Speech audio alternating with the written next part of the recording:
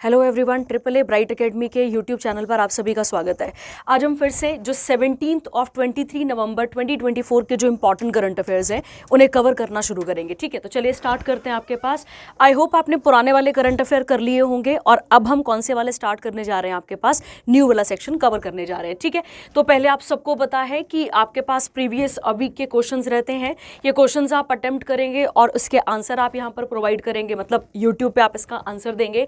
और उसके बाद आज हम इंपॉर्टेंट पहले सेक्शन पे चलते हैं जिसका नाम क्या आता है आपके पास, appointment and persons in news. ठीक है, तो स्टार्ट करते हैं, एक एक चीज़ को देखते हैं और जो भी आपको डाउट रहेगा वो आप पूछ सकते हैं। ठीक है, तो चलिए स्टार्ट करते हैं।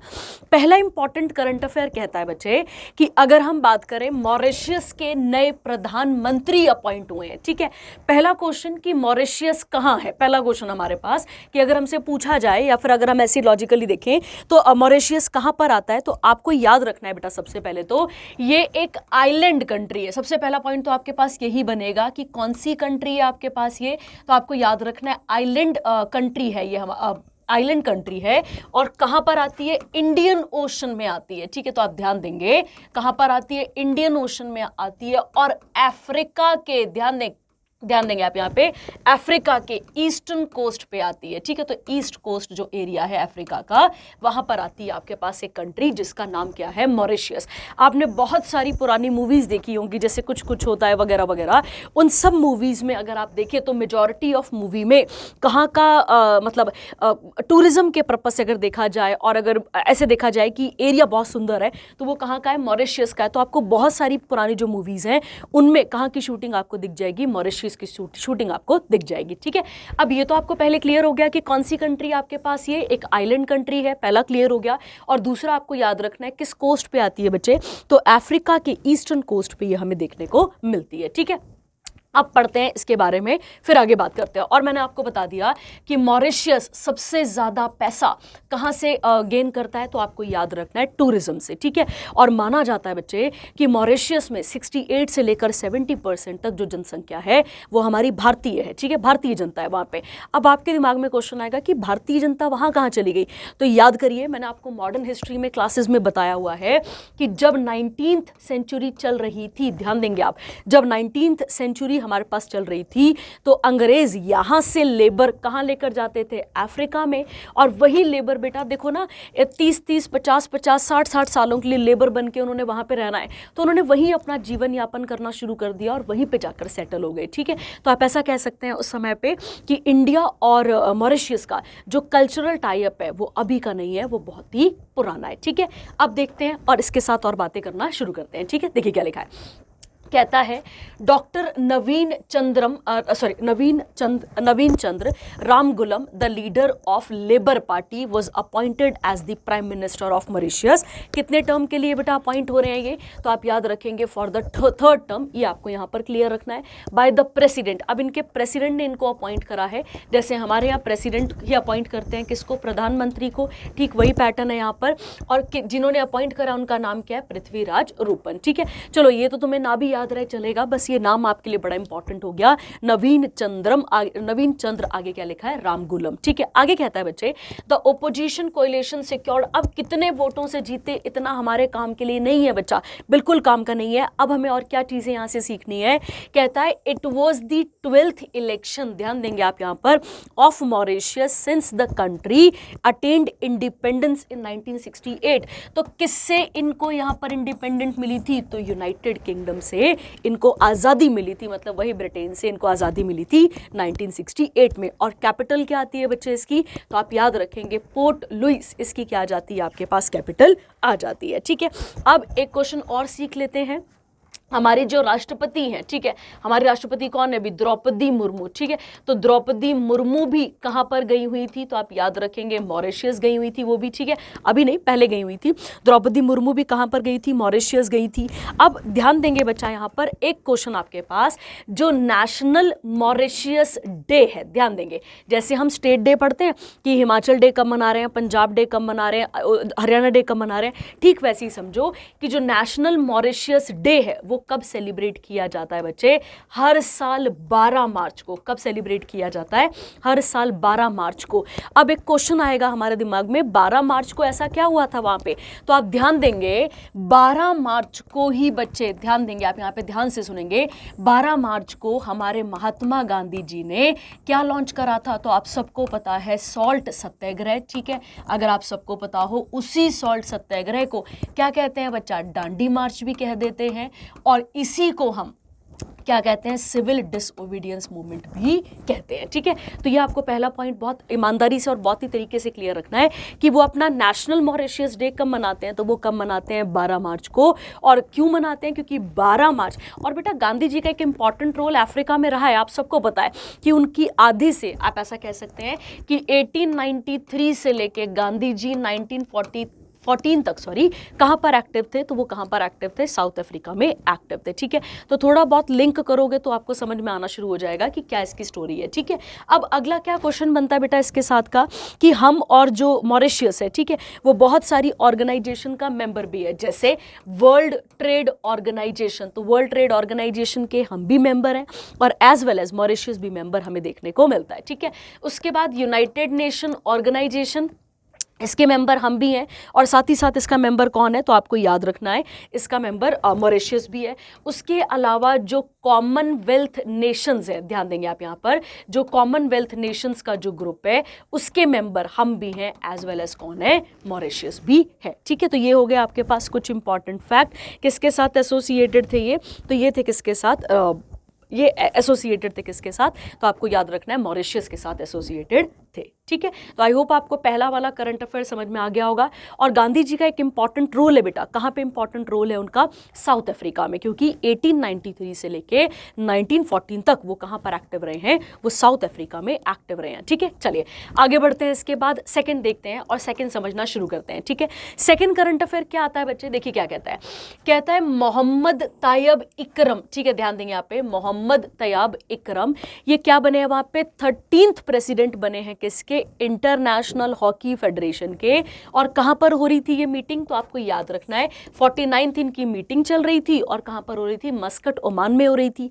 The current tenure will be continued until 2032। तो 2032 तक रहेंगे, कोई बड़ी बात नहीं है इसमें सीखने वाली। कहता है इकराम assumed the FIH presidency on an interim basis for 2022। अब यहां पर क्या सीखने वाला है? ये देखो, ये नाम लिखा हुआ है नरेंद्र बत्रा। अगर आप पढ़ पा रहे हैं यहाँ पे, तो क्या नाम लिखा हुआ है इनका बच्चे? यहाँ पे नरेंद्र बत्रा इनका नाम लिखा हुआ है, आपको पढ़ना है। और ये नरेंद्र बत्रा, जब इनकी बात करते हैं बच्चा, ये फर्स्ट इंडियन प्रेसिडेंट थे किसके? इस हॉकी फेडरेशन के, याद रखना है, ठीक है। किसकी बात कर रहे हैं हम? नरेंद्र बत्रा की बात कर रहे हैं। पर अभी कौन अपॉइंट हुए हैं? मोहम्मद तैयब इकरम करके अपॉइंट हुए हैं, ठीक है। FIH के हेडक्वार्टर कहां पर आते हैं बच्चे? तो आप याद रखेंगे लाउसाने, स्विट्जरलैंड। कब बना था ये? तो आंसर हो जाएगा आपके पास 7 जनवरी 1924 को ये बना था। और बना कहां पे था बच्चे? FIH बना कहां पे था? तो आपको याद रखना है ये कहां बना था, सॉरी ये कहां पर बना था? तो आप याद रखेंगे पेरिस, फ्रांस में ये बना था। पर हेडक्वार्टर कहां पर है बेटा इसके? लाउसाने, स्विट्जरलैंड।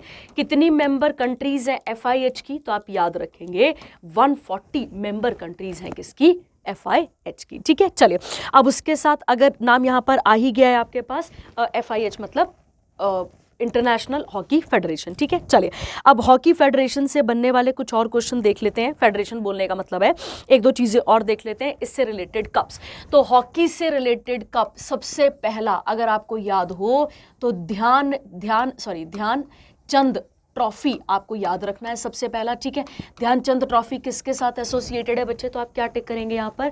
किसके साथ एसोसिएटेड है? या हॉकी के साथ। उसके अलावा अगर हम बात करें नेहरू ट्रॉफी, आप सबने सुना होगा इसके बारे में भी, नेहरू ट्रॉफी आ जाएगा आपके पास, ठीक है। उसके अलावा अगर आप देखें तो वेटन करके एक नाम आता है, वेटन करके, ये कप इसके साथ एसोसिएटेड हो जाएगा। तो ऐसे अनगिनत कप किसके साथ एसोसिएटेड है? हॉकी के साथ कप एसोसिएटेड है, ये आपने यहाँ पर याद रखना है, ठीक है। और एक बहुत फेमस फेमस है आगाह खान। हमारे पेपर में क्वेश्चन आता है कि इनमें से कौन सा कप किस गेम से एसोसिएटेड है, तो हमें थोड़ा सा पता होना चाहिए। ठीक है, चलिए अगला बढ़ते हैं। इसके बाद अगला देखते हैं। अगला आता है बच्चे मिस यूनिवर्स। ठीक है, जब भी हम इंडिया में मिस यूनिवर्स की बात करेंगे तो हमारा आंसर होगा सुष्मिता सेन। सबको पता है बच्चे इसके बारे में। ठीक है, और उसके अलावा कब बनी थी ये हमारे पास मिस यूनिवर्स, तो आपको याद रखना है 1994 में ये बनी थी। ठीक है, अब यहाँ पर समझ लेते हैं और देख लेते हैं क्या बोला गया है। ठीक है, कहता है मारिया विक्टोरिया, आगे ये नाम ना भी याद रहे चलेगा, चलो कोई बात नहीं। Maria Victoria from Denmark has been crowned Miss Universe 2024। और ये कौन सा वाला एडिशन चल रहा था, तो आपको याद रखना है 73rd। और कहाँ पर हो रहा था, मेक्सिको सिटी, और कहाँ पर आ जाएगा, मेक्सिको में।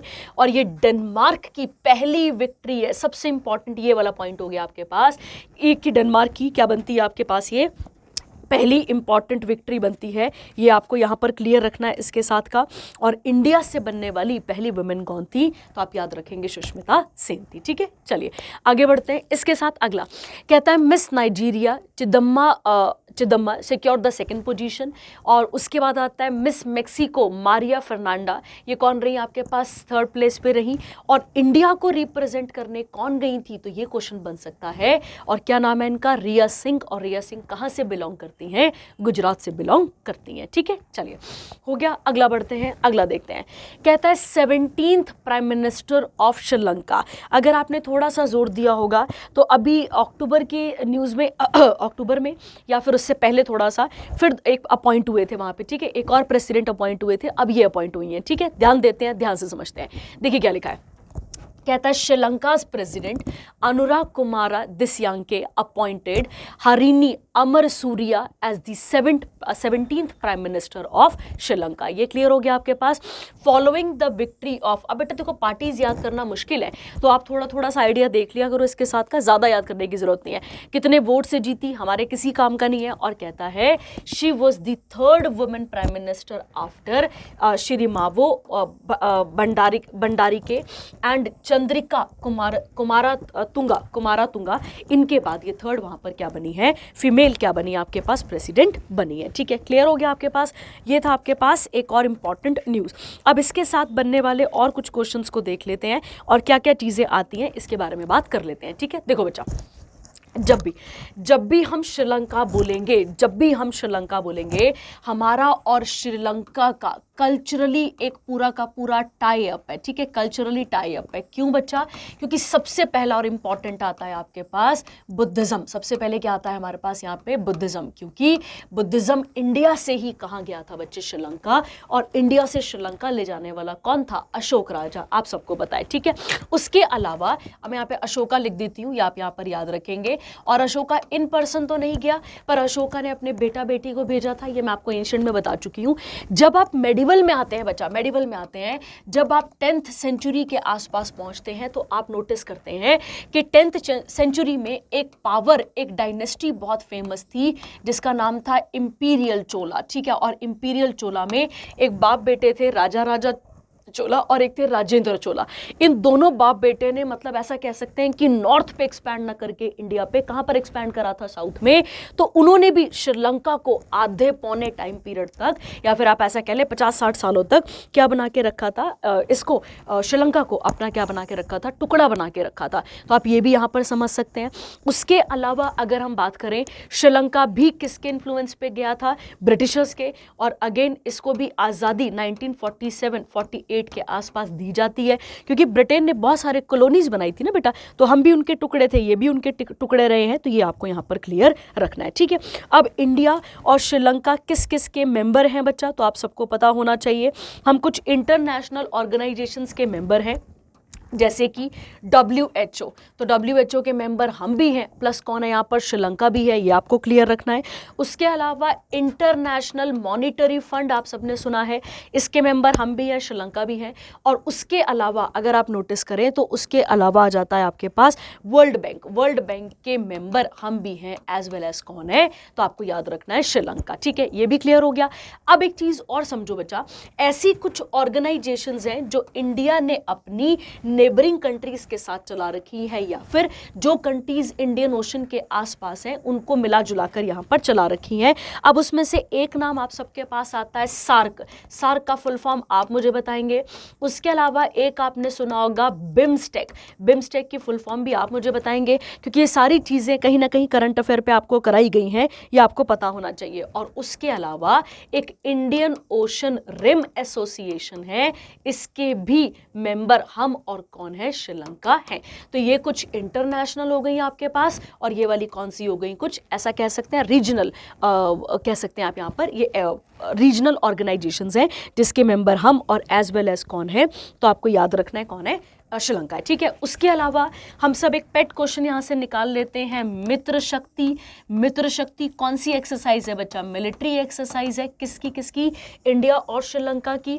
प्लस आपने सुनी होगी स्लीनेक्स। स्लीनेक्स क्या आती है बच्चा, नेवल एक्सरसाइज है, किसकी, इंडिया एज वेल एज किसकी है बच्चा, श्रीलंका की। ठीक है, तो ये थे श्रीलंका से बनने वाले कुछ इंपॉर्टेंट फैक्ट जो कि हमने यहाँ पर सीख लिए। और अगर कोई भी आपको डाउट रहेगा, कुछ नहीं पता लगेगा, तो आप इससे पूछ सकते हैं। ठीक है, चलिए आगे बढ़ते हैं और अगला देखते हैं इसके बाद क्या बोला गया है। ठीक है, चलिए अगला क्या कहता है बच्चे यहाँ पर, अगला कहता है 15th नंबर के कैग हमारे पास बन चुके हैं। ठीक है, जब भी हम कैग की बात करते हैं, ध्यान देंगे आप यहाँ पे, जब भी हम कैग की बात करते हैं, आर्टिकल नंबर 148 से लेकर 151 आपको ये क्लियर रखना है। अभी रिसेंटली पंजाब SDO SDE का पेपर हुआ था, वहाँ पे कैग से क्वेश्चन था, कैग का, अच्छा कैग को अपॉइंट कौन करता है, तो आपको याद रखना है कौन अपॉइंट करता है बच्चे, प्रेसिडेंट अपॉइंट करता है। कैग की अगर हम बात करें तो कैग को क्या कहा जाता है, तो कैग को गार्डियन भी कह सकते हैं आप यहाँ पर, या फिर इसे गार्जियन भी कहा जाता है, गार्जियन ऑफ पब्लिक पर्स इसे कहा जाता है, ये आपको यहाँ पर क्लियर रखना है। ठीक है, और इसे हेड ऑफ, ठीक है, head of Indian audit and accounts भी कहा जाता है, इंडियन ऑडिट एंड अकाउंट्स भी इन्हें कहा जाता है। ठीक है, तो ये भी आपको यहाँ पर क्लियर रखना है। 2-3 क्वेश्चन और बन गए। अब एक क्वेश्चन था बच्चे वहां पर, वो ये क्वेश्चन था जो यहाँ पर लिखा हुआ है, देखो लिखा है, कहता है कैग कब तक मतलब कैग की जो टेन्योर है वो कितना है, तो कैग का टेन्योर वहां पर मेंशन किया हुआ था 6 इयर्स है। बिल्कुल नहीं बच्चे, 6 साल या फिर जब तक वो 65 के नहीं हो जाते तब तक वो रिटायर नहीं हो सकते। ठीक है, क्लियर हो गया आपके पास, ये आपको यहाँ पर पॉइंट समझने वाला था। ठीक है, मतलब अगर एक व्यक्ति जो कि 63 की उम्र में क्या बना है, कैग बना है, तो वो बाय डिफॉल्ट 65 में रिटायर हो जाएगा।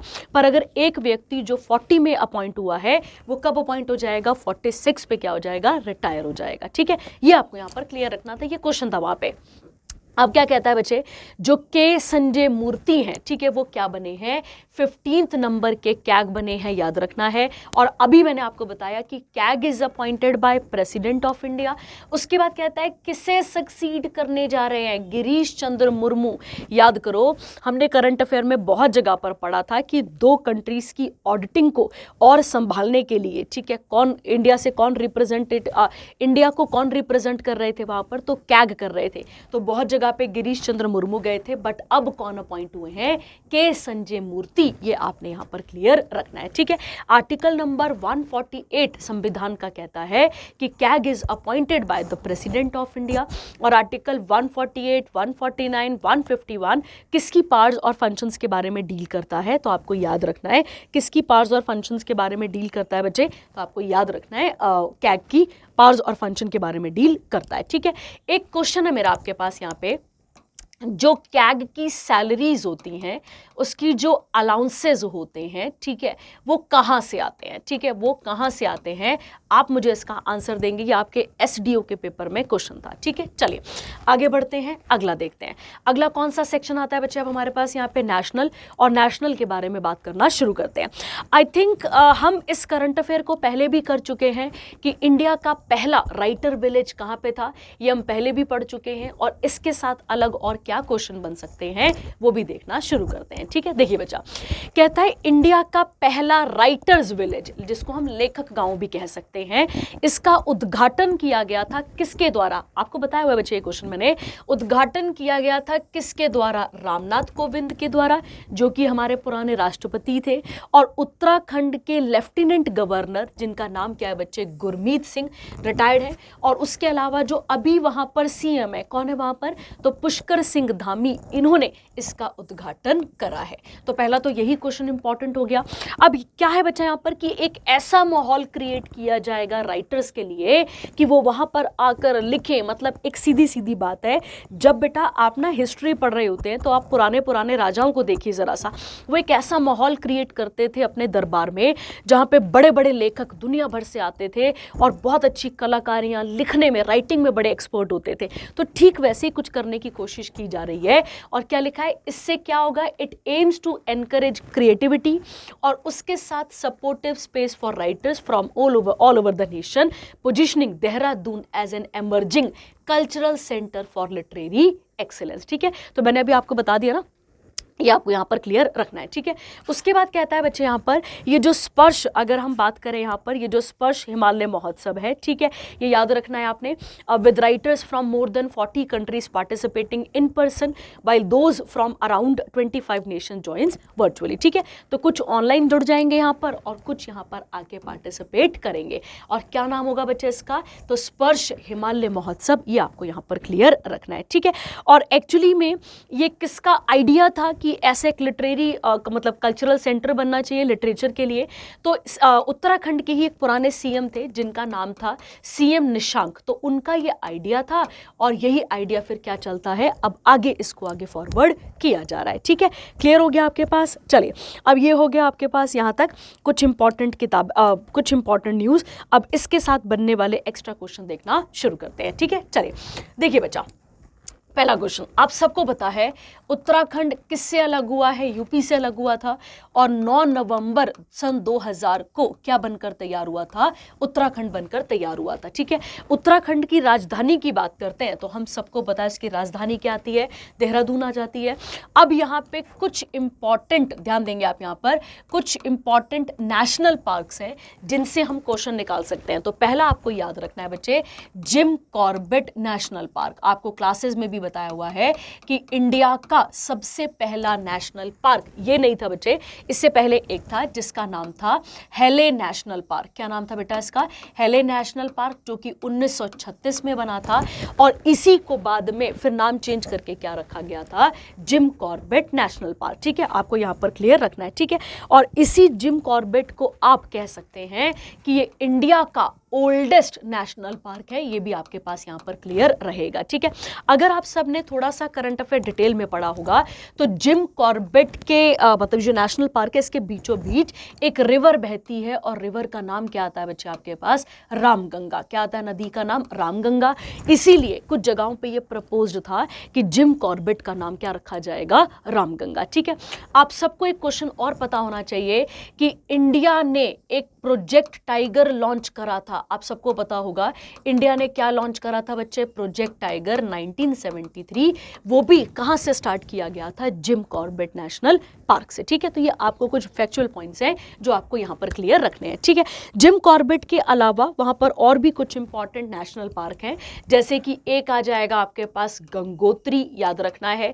और गंगोत्री जो नेशनल पार्क है वो गंगोत्री ग्लेशियर के पास ही है और इसी गंगोत्री ग्लेशियर से हम मानते हैं कि गंगा ओरिजिनेट होती है। ठीक है, उसके अलावा अगर हम बात करें यहाँ पर नंदा देवी, याद रखना है आपने। उसके अलावा राजा जी नेशनल पार्क, ठीक है, ये आपको यहाँ पर क्लियर रखना है। उसके अलावा गोविंद एक नेशनल पार्क है और भी बहुत सारे नेशनल पार्क हैं, पर ये कुछ इंपॉर्टेंट है जो आपको यहाँ पर क्लियर रखने हैं। ठीक है, क्लियर हो गया। उसके अलावा यहाँ पर कुछ इंपॉर्टेंट पासेज हैं। पासेज में जैसे कि पासेज मतलब जब नेचुरल गैप होता है दो माउंटेन्स के बीच में, उसमें से एक आ जाता है आपके पास नीति पास। ध्यान रखना है आपने, ये क्वेश्चन मैच द फॉलोइंग में देखा जाता है, नीति पास। उसके अलावा एक आ जाता है लिपू लेक, याद रखेंगे आप, लिपू लेक आ जाएगा। और एक माना पास। माना पास क्या है ये मैं आपको पहले भी क्लासेस में क्लियर कर चुकी हूं और आप मुझे बताएंगे नीति, लिपू लेक और माना किससे किस किस को कनेक्ट करते हैं, आप मुझे यहां पर बताएंगे इसके बारे में। ठीक है, चलिए, तो ये था एक और हमारे पास इंपॉर्टेंट न्यूज जो कि यहां पर वाइंड अप हो जाती है। ठीक है, चलिए आगे बढ़ते हैं, अगला देखते हैं। भारत सरकार ने इंटर स्टेट काउंसिल का गठन दोबारा कराए। ठीक है, दोबारा करने का मतलब हो गया कि पहले भी था अब दोबारा से करते हैं। ठीक है, क्या क्या होता है इंटर स्टेट काउंसिल, पहले ये समझते हैं। ठीक है, देखिए बच्चा, मान लेते हैं कि एक सेंटर और जो हमारे पास स्टेट्स हैं, ठीक है, या फिर दो स्टेट्स हैं अपने पास और एक सेंटर है, इनके बीच में किसी भी चीज़ को लेकर अगर किसी भी प्रकार का कोई भी झगड़ा होता है या इनके बीच में कोई डिस्प्यूट फ्यूचर पे ना हो, चाहे वो नदी, किसी भी चीज़ को लेकर हो बेटा, किसी भी चीज़ को लेकर डिस्प्यूट ना हो, इसके लिए क्या बनाई जाती हैं? इंटर स्टेट काउंसिल्स बनाई जाती हैं, ठीक है। पहला क्वेश्चन, क्या ये कॉन्स्टिट्यूशनल बॉडी है, हाँ या ना? तो आपको पहले तो याद रखना है बच्चे कि ओरिजिनली ये संविधान में नहीं थी, पहले आप क्लियर रखेंगे, और इसे आर्टिकल नंबर, ध्यान देना है आपने, आर्टिकल नंबर 263 से इसे क्या किया गया था? कॉन्स्टिट्यूट किया गया था, ठीक है। और आर्टिकल नंबर 263 कहता है कि इसे कौन बनाएगा, तो आपको याद रखना है कौन कॉन्स्टिट्यूट करेगा? प्रेसिडेंट ऑफ इंडिया इसे कॉन्स्टिट्यूट करेंगे, ठीक है। अब ध्यान देते हैं, कहता है गवर्नमेंट ऑफ इंडिया ने दोबारा से इंटर स्टेट काउंसिल को बनाया है, जो कि एक बहुत इंपॉर्टेंट बॉडी है। किस चीज़ के लिए? सेंटर और स्टेट के बीच में अच्छे रिश्ते रहें और इंटर स्टेट, इंटर मतलब दो स्टेट्स के बीच में कोऑर्डिनेशन बना रहे। और इसके चेयरपर्सन कौन है? इसके चेयरमैन, तो आपको याद रखना है प्राइम मिनिस्टर ऑफ इंडिया। और कौन है अभी प्राइम मिनिस्टर? सबको पता है, मोदी जी, ठीक है। आगे देखिए, कहता है ये जो काउंसिल है इसका मेन एम है कि जो कोऑपरेटिव फेडरलिज्म है by fostering dialogue and cooperation between Bharat सरकार एंड राज्य, ठीक है। आप सबको पता है सरकारें आती जाती बदलती रहती हैं, तो इसके साथ एक ये पॉइंट आप यहाँ पर समझ सकते हैं। इसी के साथ साथ भारत सरकार ने एक स्टैंडिंग कमेटी भी बनाई है, ध्यान देंगे आप यहाँ पर, भारत सरकार ने क्या बनाई है बच्चा? यहाँ पर एक स्टैंडिंग कमेटी भी बनाई है, आपको याद रखना है। और स्टैंडिंग कमेटी की जब आप बात करते हैं, इसका भी बेटा सेम ही काम है कि जो भी दंगे हैं या फिर जो भी डिस्प्यूट्स हैं उन्हें भी क्या किया जा सके? सॉल्व किया जा सके, ठीक है। और इसके चेयरपर्सन कौन होंगे बेटा? तो आप याद रखेंगे इसके चेयरपर्सन कौन है? तो आप याद रखेंगे अमित शाह है, ठीक है। और ये जो कमेटी है, अब इस कमेटी की बात की जा रही है, ये जो कमेटी है इसका मेन काम है रिव्यू करना, reviewing the implementation of ISC recommendation. मतलब अगर मान लो सेंटर और स्टेट के बीच में बातचीत हो गई और किसी भी चीज़ पर, किसी भी मुद्दे पर बातचीत वहाँ पे छिड़ जाती है, अब वो चीज़ कैसे लागू होगी उसको रिव्यू करने का काम कौन करता है बच्चे? ये स्टैंडिंग कमेटी वहाँ पर करती है, ठीक है। एक और क्वेश्चन हम यहाँ से पेपर का निकाल सकते हैं कि इंटर स्टेट काउंसिल किसकी रिकमेंडेशन से आया था? तो आपको याद रखना है सरकारिया कमीशन की रिकमेंडेशन से आया था, और हम बात कर रहे हैं 1988 की, ठीक है।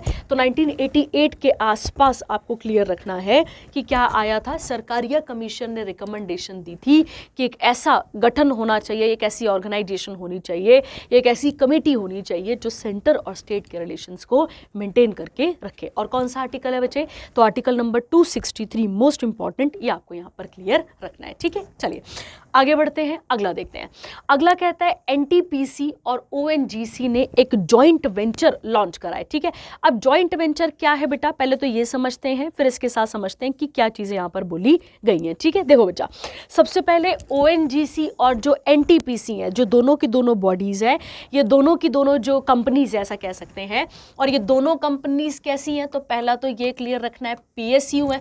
PSU मतलब पब्लिक सेक्टर अंडरटेकिंग के अंदर आती हैं, और दोनों की दोनों महारत्न है, ये भी बड़ा इंपॉर्टेंट हो गया। दोनों की दोनों क्या है बच्चा? महारत्न कंपनीज है, और दोनों की दोनों को महारत्न का स्टेटस कब मिला था? 2010 में मिला था, ठीक है। अब समझते हैं यहाँ पर क्या चीज़ बोली गई है, ठीक है। देखो बच्चा, एक्चुअली में क्या काम करना है, करना क्या एक्चुअली में, ये समझो। एक्चुअली में मेन काम है जो रिन्यूएबल और जो न्यू एनर्जी है उसे प्रमोट करना है, ठीक है। इन बड़ी बड़ी इंडस्ट्री से, इन बड़ी बड़ी कह सकते हैं आप ऑर्गेनाइजेशन से, जो जैसे आप बोल सकते हैं कि जो पॉल्यूशन है वगैरह वगैरह, इन सब चीज़ों से बचने के लिए अब इन दोनों ने क्या करा है? एक जॉइंट वेंचर कंपनी, एक प्रोग्राम खोला है। अब देखो बेटा, समझो इस बात को, NTPC एक बहुत बड़ी बॉडी है, उसकी एक सब्सिडरी होगी, ONGC एक बहुत बड़ी बॉडी है, उसकी एक सब्सिडरी होगी। इन दोनों ने हाथ मिलाया है किसके लिए बच्चा? रिन्यूएबल और न्यू एनर्जी को प्रमोट करने के लिए। ये आपको यहाँ पर क्लियर रखना है, ठीक है। जिसमें solar energy, wind energy, carbon credit, green credit, और सस्टेनेबल डेवलपमेंट, इन सब चीज़ों पे ज़्यादा करके बातें की जाएगी, ठीक है। ये आपको यहाँ पर क्लियर रखना है, ठीक है। और बेटा ये जो न्यूज़ है ये अभी की नहीं है, एक्चुअली में ये इस साल के स्टार्टिंग की न्यूज़ है। मैं आपको बताती हूँ, देखो क्या हुआ था। इंडिया में एक ऐसा कह सकते हैं आप यहाँ पे एनर्जी वीक स्टार्ट चला था, ठीक है, एक हुआ था इंडियन एनर्जी या नेशनल एनर्जी वीक भी आप उसे कह सकते हैं। ये 6 से लेकर 9 फरवरी इसी साल इसे लॉन्च किया गया था, मतलब इस साल ये चला था, और इसी में डिसाइड किया गया था कि बड़ी बड़ी जो कंपनीज़ हैं, जो बड़ी बड़ी जो कंपनीज़ हैं हमारे पास, उनमें क्या किया जाएगा, उनको ये बोला जाएगा, या फिर आप ऐसे कह सकते हैं कि उनको एनर्जी कंजप्शन के लिए सारा जोर दिया जाएगा, ठीक है। तो ये मीटिंग कहाँ पर हुई थी, एनर्जी वीक इस साल कहाँ मनाया गया था, गोवा में, याद रखना है आपने, ठीक है। इसे इंडियन एनर्जी वीक भी कह सकते हैं आप, या नेशनल भी कह सकते हैं। 6 से 9 फरवरी गोवा के बीच में हुआ था, और वहीं पे ये चीज़ें डिसाइड हुई थी, और अब वो इम्प्लीमेंट होने जा रही हैं, ठीक है। चलिए आगे एक क्वेश्चन और सीख लेते हैं। हमने यहाँ पे एक महारत्न वाला क्वेश्चन सीखा था। इंडिया में टोटल महारत्न कितने हैं, तो आप सबको पता है 14 है, और recently HAL Hindustan aeronautics limited क्या बना है बच्चे हमारे पास, अभी रिसेंटली क्या ऐड हुआ है, ये महारत्न के अंदर ऐड हुआ है, ठीक है। चलिए आगे बढ़ते हैं, इसके साथ अगला देखते हैं। अगला कहता है एक मीटिंग हो रही है बच्चा, ठीक है, मीटिंग कह सकते हैं आप, इसे सेमिनार भी कह सकते हैं, ठीक है। एक्चुअली में भारत सरकार ने एक प्रोग्राम लॉन्च करा है जिसका नाम आता है आपके पास एसेट। क्या नाम आता है इसका, एसेट, ठीक है, ध्यान रखना है आपने। भारत सरकार ने एक प्रोग्राम लॉन्च करा है जिसका नाम क्या आता है बच्चे, एसेट आता है, ये आपको यहाँ पर समझना है, जिसका फुल फॉर्म आप देख लेंगे यहाँ पे, जिसका फुल फॉर्म है accelerating sustainable state energy transition, ठीक है। ये आपने यहाँ पर क्लियर रखना है, पहले इसका फुल फॉर्म। अब इसी प्रोग्राम के अंदर ये पूरा का पूरा सेमिनार किया जा रहा है, ठीक है, समझ लेते हैं, देख लेते हैं। कहता है जो नीति आयोग है उसने ऑर्गेनाइज करा है एक सेमिनार, और उस सेमिनार की अगर आप बात करें उसकी हेडिंग क्या है या उसका नाम क्या होगा, green transition in state in collaboration with the Nai Delhi based institute sustainability employment and growth foundation as a knowledge partner at Vigyan Bhavan नई दिल्ली में, ठीक है।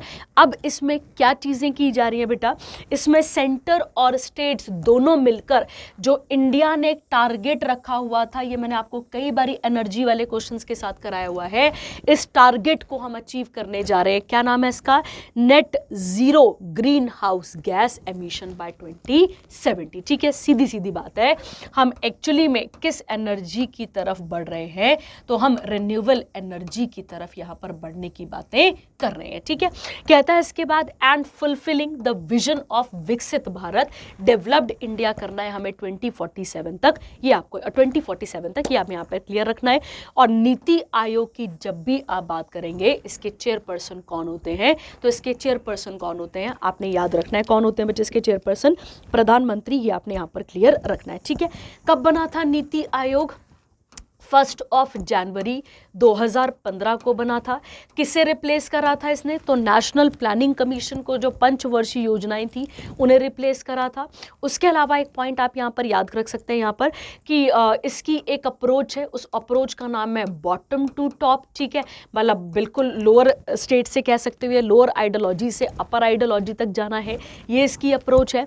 उसके अलावा आप एक चीज़ें और यहाँ पर देख सकते हैं, इसके साथ यहाँ पर इसके चेयरपर्सन कौन होते हैं, प्रधानमंत्री, और जो इसके CEO होते हैं उसे कौन अपॉइंट करता है, उन्हें अपॉइंट करते हैं कौन, प्रधानमंत्री, ठीक है।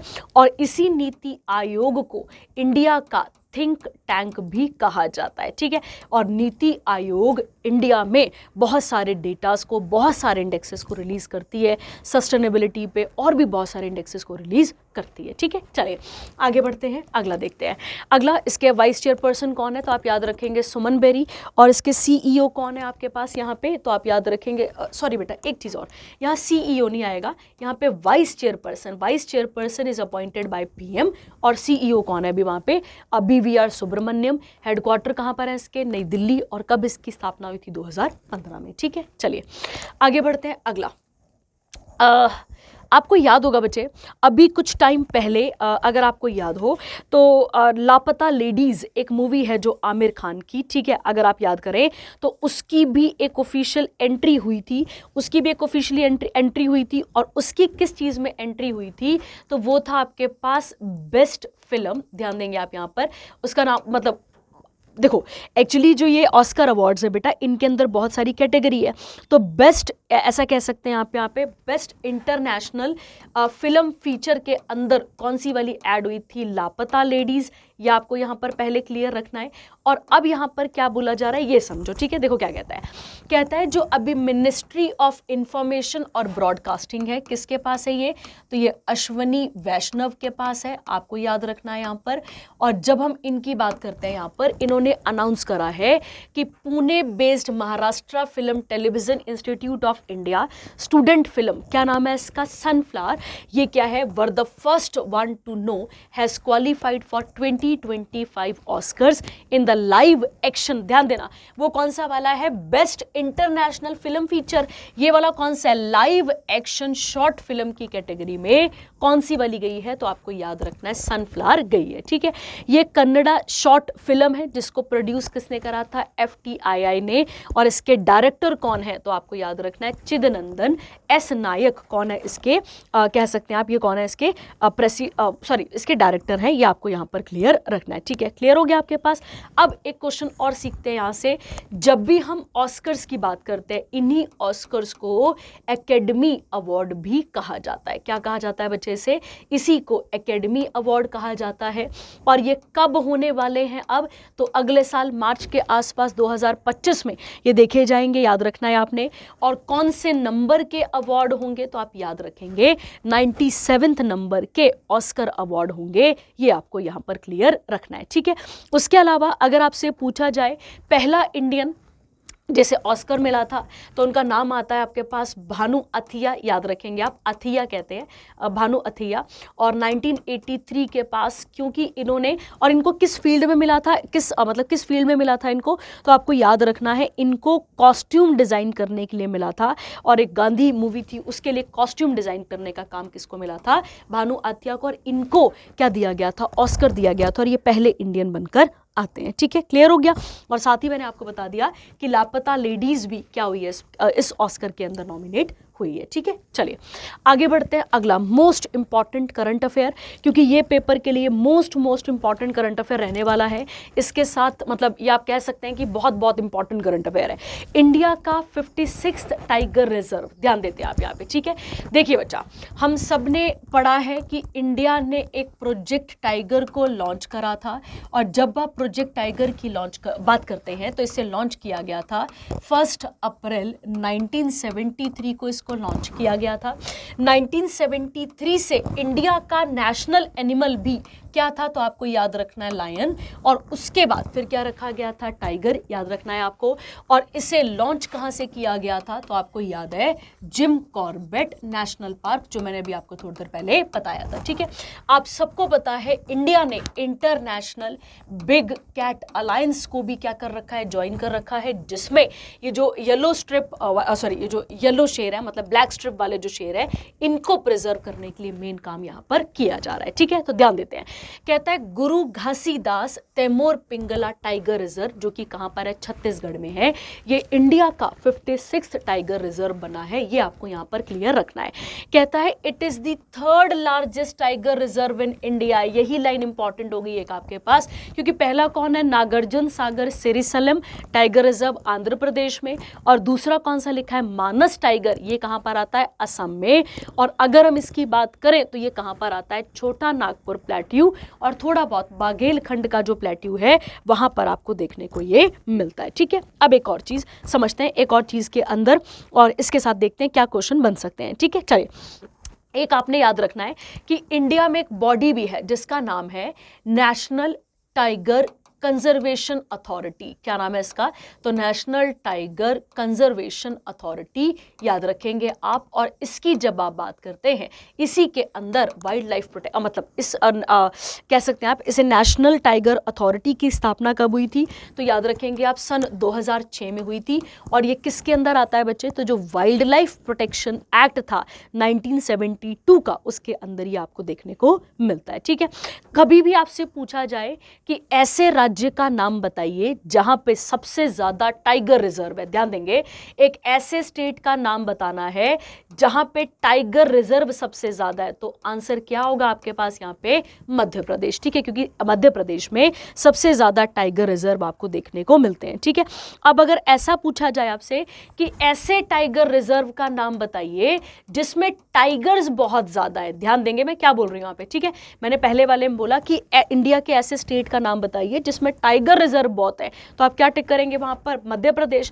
पर मैं कह रही हूं ऐसे टाइगर रिजर्व का नाम बताइए जहां पे टाइगर्स बहुत ज्यादा है, तो इसका आंसर आपके पास होगा जिम कॉर्बेट। ठीक है, लगभग 250 कह सकते हैं आप यहाँ पे, या 252 के आसपास टाइगर्स यहाँ पर आपको देखने को मिलते हैं। ठीक है, क्लियर हो गया। अब एक दो चीजें और सीख लेते हैं और क्या क्या चीजें बनती हैं इनके बारे में बात कर लेते हैं। ठीक है, देखिए बच्चा, अब एक दो चीज़ें और बात करते हैं यहाँ पे। हाँ, अगर हम देखें तो ये कौन से नंबर का टाइगर रिजर्व बना है अपने पास यहाँ पे, तो आपको याद रखना है कौन सा आता है। ये 56 आ गया आपके पास। तो अब हम 54th और 55th को भी देख लेते हैं। ठीक है, तो आपको याद रखना है जो 55th वाला है बेटा, सॉरी 54th वाला जो है वो कौन सा आता है, तो वो आता है आपके पास वीरांगना। ठीक है, वीरांगना दुर्गावती। ठीक है, वीरांगना दुर्गावती ये आ जाएगा आपके पास। 50 कौन सा आ जाएगा? 4th। 55th की अगर हम बात करें तो धौलपुर। ठीक है, धौलपुर करके आ जाएगा। इसका पूरा नाम है धौलपुर करौली। हाँ, धौलपुर करौली करके आ जाएगा। ये राजस्थान में आपको देखने को मिलता है, करौली वाला, और ये राजस्थान में है, और ऊपर वाला किस में है? मध्य प्रदेश में। और जो 55th है, जो 56th है, वो कौन सा हो गया आपके पास? छत्तीसगढ़ वाला। ठीक है, चलिए अब छत्तीसगढ़ से बनने वाले 2-4 क्वेश्चंस की बात कर लेते हैं। छत्तीसगढ़ कब बना था बच्चे? तो आपको याद रखना है 1 नवंबर सन 2000 को क्या बना था अपने पास? छत्तीसगढ़ बना था। और छत्तीसगढ़ भी किससे अलग होकर बना था? तो मध्य प्रदेश से अलग होकर बना था हमारे पास छत्तीसगढ़। ये आपने यहाँ पर क्लियर रखना है। ठीक है, सीएम कौन है वहां पर? तो विष्णु अदियोसाई करके उनका नाम है। और गवर्नर कौन है? तो रमन देका। ये आप यहाँ पर इसके साथ ऐड कर लेंगे। ठीक है, चलिए आगे बढ़ते हैं, अगला देखते हैं। कहता है 27th एनर्जी टेक्नोलॉजी समिट हुई है। ठीक है, अगेन एनर्जी मतलब रिन्यूएबल एनर्जी की ही बात हो रही है, बात कर लेते हैं। कहता है बच्चे यहाँ पे जो यूनियन मिनिस्टर हैं हरदीप सिंह पुरी, जिनके पास मिनिस्ट्री ऑफ पेट्रोलियम और नेचुरल गैस है, इन्होंने 27th energy technology meet organise करी है। और कहाँ पर करी है बच्चा? बेंगलुरु में। और बेंगलुरु को ही सिलिकॉन वैली ऑफ इंडिया भी कहा जाता है। आप सबको पता है क्या कहा जाता है इसे? सिलिकॉन वैली ऑफ इंडिया भी कहा जाता है, आईटी हब भी कह देते हैं। कहता है ये 3 दिन की एनर्जी टेक्नोलॉजी मीट होगी, याद रखना है आपने, जिसमें centre for technology and Indian organise किसने करा है? सेंटर ऑफ हाई टेक्नोलॉजी और इंडियन ऑयल कॉर्पोरेशन लिमिटेड ने इसको क्या कर रखा है? ऑर्गेनाइज किया हुआ है। अगर हम इसकी मेन बात करें तो किसके ऊपर फोकस करेगा? ग्रीन एनर्जी के ऊपर और सस्टेनेबल रिफाइनिंग और पेट्रोकेमिकल्स, इनके बारे में बात करेगा ये पूरा का पूरा समिट। ठीक है, तो ये आपको यहाँ पर क्लियर रखना है। उसके अलावा अब कर्नाटका से बनने वाले आप एक दो क्वेश्चन आप देख सकते हैं यहाँ पर।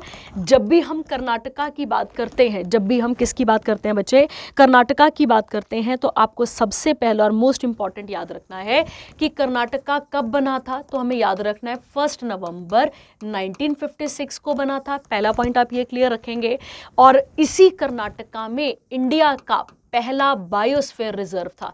क्या नाम था उसका? नीलगिरी। अब आप बोलेंगे नीलगिरी, तो वैसे नीलगिरी 3 स्टेट्स को कवर कर रहा है, उसमें कर्नाटका भी है, केरला भी है, और कौन सा आता है? तमिलनाडु। और 1986 में, क्योंकि इंडिया में टोटल बायोस्फीयर रिजर्व कितने हैं? 14 है, तो 14 में से आपको याद रखना है कि सबसे पहला वाला कौन सा था, तो आप याद रखेंगे ये आता है आपके पास नीलगिरी वाला। ठीक है, उसके अलावा कर्नाटका की जब भी आप बात करेंगे, वहां पर एक यूनेस्को साइट है, और उस यूनेस्को साइट का नाम क्या है? हम्पी। और हम्पी इंडिया की किस करेंसी पे आपको देखने को मिलता है? तो जो 50 रुपए का नोट है, आपको वहां पर क्या देखने को मिलेगा? हम्पी देखने को मिलेगा, आपने याद रखना है। ठीक है, अब उसके अलावा अभी किसी पेपर में ये क्वेश्चन था, जोग वाटरफॉल कहाँ पर है, तो आंसर क्या आना था, जोग वाटरफॉल कर्नाटका में ही है। पर जब आप जोग फॉल की बात करते हैं ये कौन सी नदी पर है, तो नदी का नाम है शरावती। क्या नाम है नदी का, शरावती। ये आपने यहाँ पर क्लियर रखना है, ठीक है। चलिए हो गया अपने पास, अब हम आगे बढ़ते हैं और इसके साथ अगला देखते हैं, ठीक है। और रैंक सेकेंड ग्लोबली इन बायोफ्यूल, हाँ ये इसी के साथ है बेटा, है ना, ये आप इसके साथ देख लेंगे, कोई बड़ी बात नहीं है इसमें। आगे बढ़ते हैं, अगला देखते हैं। अगला कौन सा सेक्शन आता है हमारे पास, इंटरनेशनल, और इंटरनेशनल के साथ बातें करना शुरू करते हैं, ठीक है। चलिए तो क्या लिखा है अपने पास यहाँ पर, अगला करंट अफेयर देख लेते हैं यहाँ पे, और क्या क्या चीज़ें बोली गई हैं वो देख लेते हैं, ठीक है। देखिए कहता है united nation world tourism organisation ने अनाउंस करा है कुछ नामों को, जिसमें से कितने विलेजेस आते हैं, 55। अब ध्यान देना बच्चे, एक्चुअली में जो टूरिज्म है वो कहाँ लेकर जाना है, वो रूरल एरियाज की तरफ लेकर जाना है। रूरल एरियाज को भी इको टूरिज्म वाला एरिया बनाना है, ताकि जो पैसा है, जो हर चीज़ है, वो वहाँ से भी जनरेट की जा सके, ठीक है। देखो क्या लिखा है, कहता है यहाँ पे कौन कौन सी कंट्रीज आ गई आपके पास, तो कैविया हुई, कोपा हुई अर्जेंटीना, सिबायो पेरू में आ जाएगा, एक्जीटो चाइना आ जाएगा, और त्राक्यू वेजिटेबल विलेज वियतनाम आ गया आपके पास। ये बेस्ट टूरिज्म विलेजेस हैं कहाँ के, 2024 के, ठीक है। ये क्लियर हो गया आपके पास। कहता है among 55 best tourism villages for 2024, 7 villages were selected from the best tourism villages upgraded program, ठीक है। देखो एक तो क्या चल रहा है, बेस्ट टूरिज्म विलेज एक प्रोग्राम चल रहा है, एक चल रहा है उसका अपग्रेड वर्जन भी चल रहा है। उसमें से रुबोनी युगांडा का, बोसुआक कहाँ का, थाईलैंड का, ये भी कुछ आपको देखने को यहाँ पर मिलते हैं, ठीक है। अब खास बात क्या है वो तो याद रखना बड़े मुश्किल थे, बहुत टफ नाम है वो वाले, पर अब आप यहां से एक चीज सीखेंगे कि इंडिया का भी एक विलेज है जिसको किसके अंदर ऐड किया गया है, इस लिस्ट के अंदर ऐड किया गया है, और उसका नाम है दूधमारा। तो आप याद रखेंगे यहां पे दूधमारा, और ध्यान देंगे आप यहां पर जो ये छत्तीसगढ़ है, छत्तीसगढ़ में एक नेशनल पार्क है बेटा जिसका नाम है कंगेर।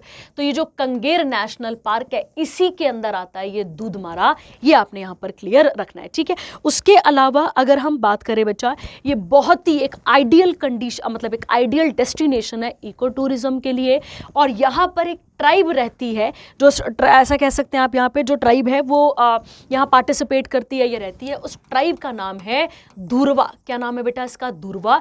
और धुरवा किसके पार्ट है, तो जो गोंद ट्राइब है उसी का पार्ट है कौन, धुरवा, और वो कहाँ रहते हैं, दूधमारा में ही रहते हैं, ये आपने यहाँ पर क्लियर रखना है, ठीक है। और अगर हम इस एरिया की बात करें तो यहाँ पे टीक हो गए, बैम्बू हो गए, साल का पेड़ हो गया, सबसे ज़्यादा आपको देखने को मिलता है, ठीक है।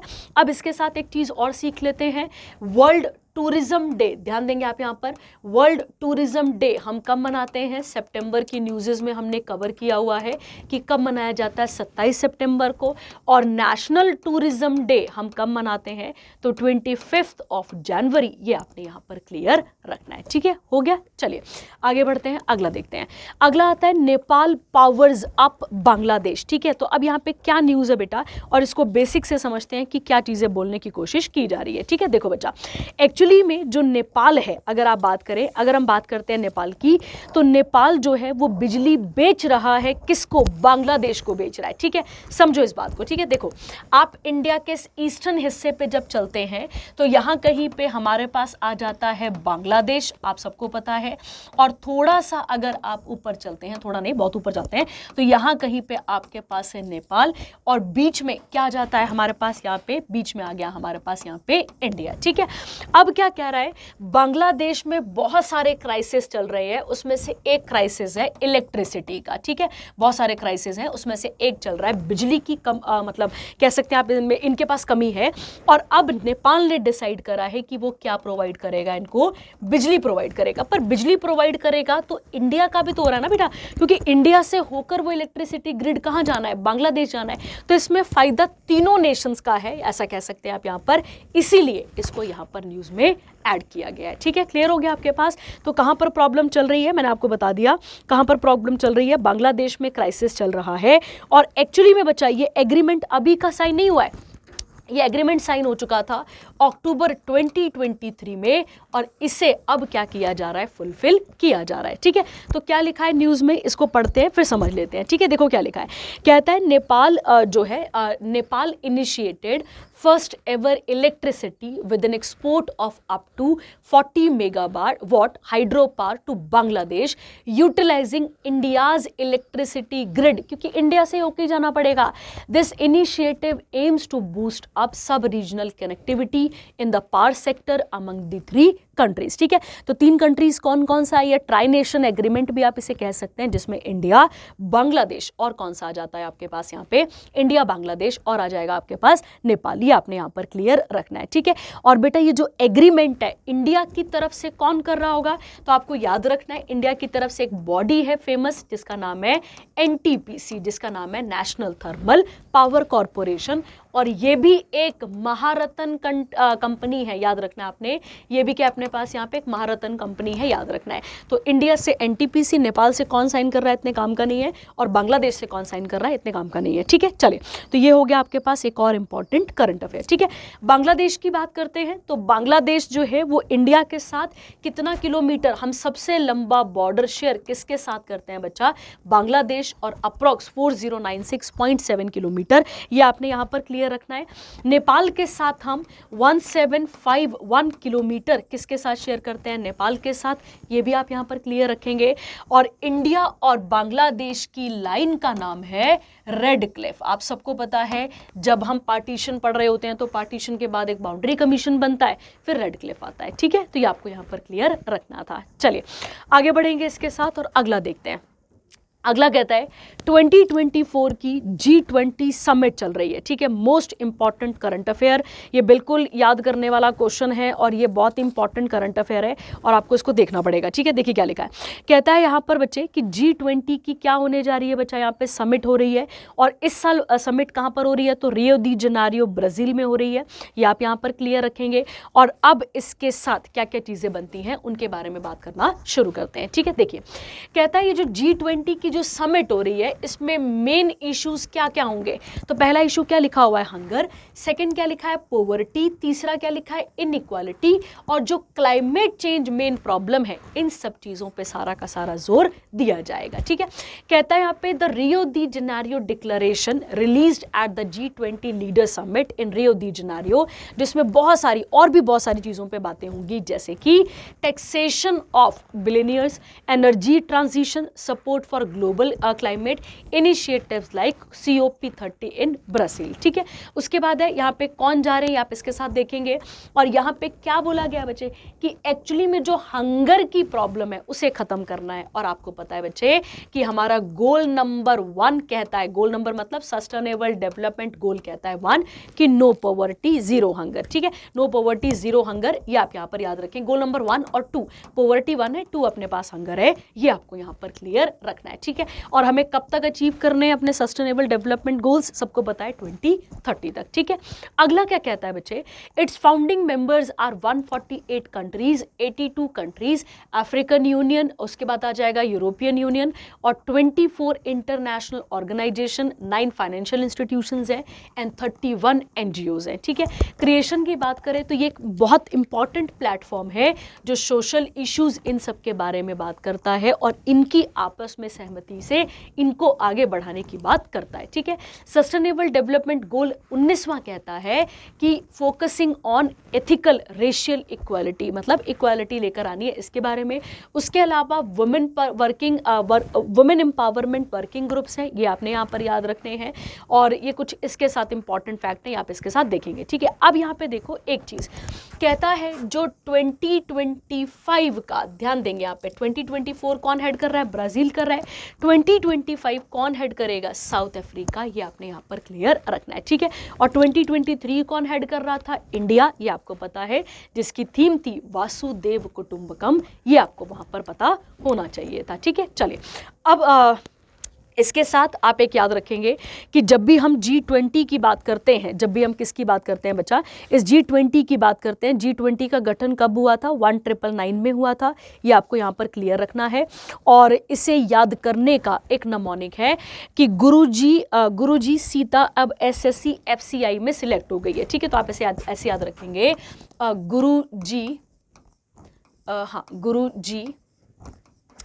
गुरुजी सीता अब SITA सीता अब FCI में क्या हो गई है? में सिलेक्ट हो गई है। ठीक है, तो याद करने का ये एक आसान तरीका है, हो गई है। ठीक है, आप इसे ऐसे याद कर सकते हैं।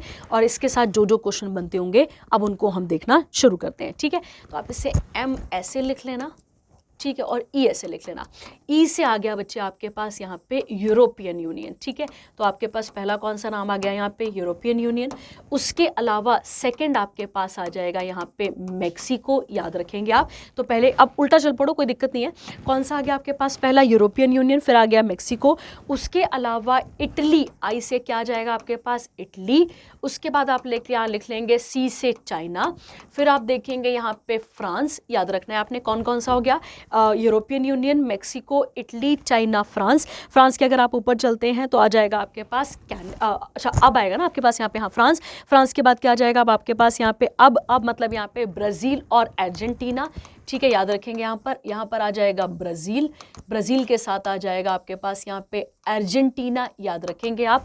सी से उसके बाद आ जाएगा ना, हाँ यहाँ तक हो गया आपके पास यहाँ पे। एक मिनट छूट गया, रुकना। गुरुजी अब सीता, नहीं गुरुजी सीता अब SSC, सीता अब SSC आएगा ना यहाँ पे। हाँ, एक छूट गया बच्चे, है ना। और नमोनिक था गुरुजी सीता अब SSC FCI में सिलेक्ट हो गई है। सॉरी बेटा, ये थोड़ा ध्यान देना, सिलेक्ट हो गई है ना। तो आपके पास कौन सा वाला छूट गया है? SSC छूट गया है ना। तो SSC में आपको यहाँ पे लिखवा देती हूँ। SSC में C से आप लिख लेंगे यहाँ पे कनाडा आ जाएगा। ठीक है, यहाँ पर आ जाएगा साउथ कोरिया, ठीक है, जैसे रिपब्लिक ऑफ कोरिया भी कहा जाता है। और यहाँ आ जाएगा आपके पास सऊदी अरेबिया। ठीक है, सऊदी अरेबिया, ये आपने यहाँ पर क्लियर रखना है। ठीक है, क्योंकि वहाँ से छूट गया ना। ठीक है, उसके बाद आता है आपके पास सीता। सीता से आप याद रखेंगे यहाँ पर साउथ अफ्रीका। ठीक है, यहाँ से आप याद रखेंगे आ जाएगा आपके पास साउथ अफ्रीका, याद रखना है आपने। उसके अलावा आई से इंडिया आ जाएगा आपके पास यहाँ पे। और उसके अलावा देखो यहाँ पे कहीं छूट गया था ना, हाँ ये थोड़ा सा अलग रख लेना बेटा, है ना अपने पास, ताकि आप इसे क्लियर रखें। ये थोड़ा सा अलग रखना भी यहाँ पे। ये SSC FCI नमोनिक इसी से बनेगा, है ना, यहाँ तक बनेगा, मई तक बनेगा, ये आप याद रखेंगे। ठीक है, उसके अलावा अगर हम देखें टर्की आ जाएगा आपके पास T से। और उसके अलावा एक आपके पास आ जाएगा ऑस्ट्रेलिया। G20 की कंट्रीज़ बहुत सारी हैं तो याद करना थोड़ा सा मुश्किल है। उसके बाद आ जाएगा GI आ जाएगा आपके पास यहाँ पे। GI से जापान और इंडोनेशिया आप लिख सकते हैं यहाँ पे आ जाएगा आपके पास जापान। और जापान के अलावा एक और आप लिख सकते हैं यहाँ पे इंडोनेशिया। और उसके बाद रह गया आपके पास गुरु से कौन सा आ जाएगा आपके पास यहाँ पे? D से जर्मनी। ठीक है, D से आप याद रखेंगे जर्मनी। ठीक है, जर्मनी के बाद USA, उसके बाद रशिया, और आप याद रखेंगे UK। ठीक है, तो ये नमोनिक आप इसके साथ ऐड कर लेंगे। और बेटा ये छूट गया था, सॉरी, ये इसके साथ आप चेक कर लेंगे। ठीक है, चलिए अगले सेक्शन पे चलते हैं। और अगले सेक्शन का नाम क्या था आपके पास यहाँ पे? डिफेंस। और इसके बारे में चीज़ों को देखना शुरू करते हैं। ठीक है, चलिए तो डिफेंस की बात कर लेते हैं और जो जो चीज़ें बनती होंगी इसके साथ भी चीज़ों को सीख लेते हैं। ठीक है, देखिए कहता है यहाँ पर इंडियन आर्मी ने, ध्यान देंगे यहाँ पे, इंडियन आर्मी ने ट्राई सर्विसेज की एक एक्सरसाइज कंडक्ट करवाई है। और वो कहाँ पर करवाई है बच्चे? तो आप याद रखेंगे। और एक्सरसाइज का नाम क्या है? पूर्वी प्रहार। कहाँ पर करवाई है बच्चे? अरुणाचल प्रदेश में से कराया गया। ठीक है, अरुणाचल प्रदेश की कैपिटल क्या आ जाएगी आपके पास? ईटानगर, पहला क्वेश्चन। और अरुणाचल प्रदेश को लैंड ऑफ राइजिंग सन कहा जाता है, ये आपको यहाँ पर क्लियर रखना है। और एक क्वेश्चन और, जो ब्रह्मपुत्रा नदी है है ना, ब्रह्मपुत्रा जो नदी है, जो दिहांग बोलते हैं जिसको हम अरुणाचल प्रदेश में, वो भी कहाँ से एंटर करती है इंडिया में, तो आपको याद रखना है अरुणाचल प्रदेश से एंट्री वो यहाँ पर करती है, ठीक है। उसके अलावा अगर हम इस एक्सरसाइज की बात करें बच्चा, तो इस एक्सरसाइज जो है वो एक प्लेटफॉर्म पेश करेगी, किसके लिए, sophisticated platforms and assets for all. ये तो आप देख लेंगे इसके साथ का क्या क्या चीज़ें यहाँ पे, कुछ हेलीकॉप्टर्स को यहाँ पर बोला गया है जिसमें चिनूक, उसके बाद आ जाएगा Rudra, M777 ultra light howitzer artillery system, ये आप इसके साथ देख लेंगे, ठीक है। और एक्सरसाइजेस क्यों करवाई जाती हैं बच्चे, ताकि क्या किया जा सके, ताकि जो है वो अगर कहीं अगर कॉमन परफॉर्म करना हो तो यहाँ पर हमें इसके बारे में पता होना चाहिए, ठीक है। और अरुणाचल प्रदेश के अभी CM कौन है, पेमा खांडू, ये आप यहाँ पर क्लियर रखेंगे, ठीक है। चलिए, हो गया एक और, अगला देखते हैं। अगला आता है आपके पास यहाँ पे इंडिया और Japan stealth unicorn mast for navy warship, ठीक है। अब देखो बच्चा क्या सीन है इसका, ये समझाते हैं आपको कि इसमें क्या चीज़ें हैं, ठीक है। देखो बच्चे, जापान जब हम बात कर रहे हैं यहाँ पर, तो जापान पहले तो इनिशियली डिफेंस को इतना ज़्यादा तवज्जो नहीं देता था, पर अब अगर हम जापान की देखें तो जापान अपने डिफेंस सिस्टम को बहुत ही ज़्यादा क्या कर रहा है, मजबूत कर रहा है, और भी कंट्रीज़ के साथ कोलैबोरेट करते हुए उनको और आगे लेकर जा रहा है, ठीक है। तो देखो क्या लिखा हुआ है, कहता है गवर्नमेंट ऑफ इंडिया और जापान ने एक MOU साइन करा है कि वो यूनिकॉर्न, अब यूनिकॉर्न का फुल फॉर्म क्या है, unified complex radio antenna mast for fitment on board ship of the Indian navy under India Japan defence technology corporation. तो मैंने अभी आपको क्या बोला कि जापान पहले अपनी इन टेक्नोलॉजीज की तरफ, देखो जापान टेक्नोलॉजी के लिए शुरू से जाना जाता है, पर अगर हम बात करें तो वो डिफेंस में इतना एक्टिव नहीं था, और अब वो किस पे एक्टिव हुआ है बच्चे, तो वो डिफेंस में एक्टिव हुआ है, और वहाँ पर जो है हमारे साथ, हमारे नहीं और भी कंट्रीज़ के साथ अपनी टेक्नोलॉजीज़ को शेयर कर रहा है, ठीक है। तो एक्चुअली में क्या है बेटा, देखिए, जब जो इंडियन नेवी के जो जहाज़ होते हैं, जब वो पानी पे होते हैं, ऑब्वियसली वो पानी में ही होते हैं, जब वो पानी में होते हैं तब उनको बहुत सारी अदर सैटेलाइट्स के साथ भी कह सकते हैं, या रडार हो गए, या अदर जो शिप्स होती हैं उनके साथ कम्युनिकेट करना पड़ता है। और कम्युनिकेट करने के मामले में सबसे अच्छा एंटीना किस कंट्री का है, जापान का, और उसका नाम है यूनिकॉर्न। क्यों यूनिकॉर्न है, क्योंकि वो किसकी तरह दिखता है, तो वो यूनिकॉर्न की तरह दिखता है, इसीलिए अब इसको कहाँ बनाने की तैयारी की जा रही है, इंडिया में। और ध्यान रखेंगे आप, इसे इंडिया में बनाया जाएगा, और इससे मेन जो फैसिलिटी है वो किसको प्रोवाइड की जाएगी, इंडियन नेवी को की जाएगी, ठीक है। ये आपको यहाँ पर क्लियर रखना था।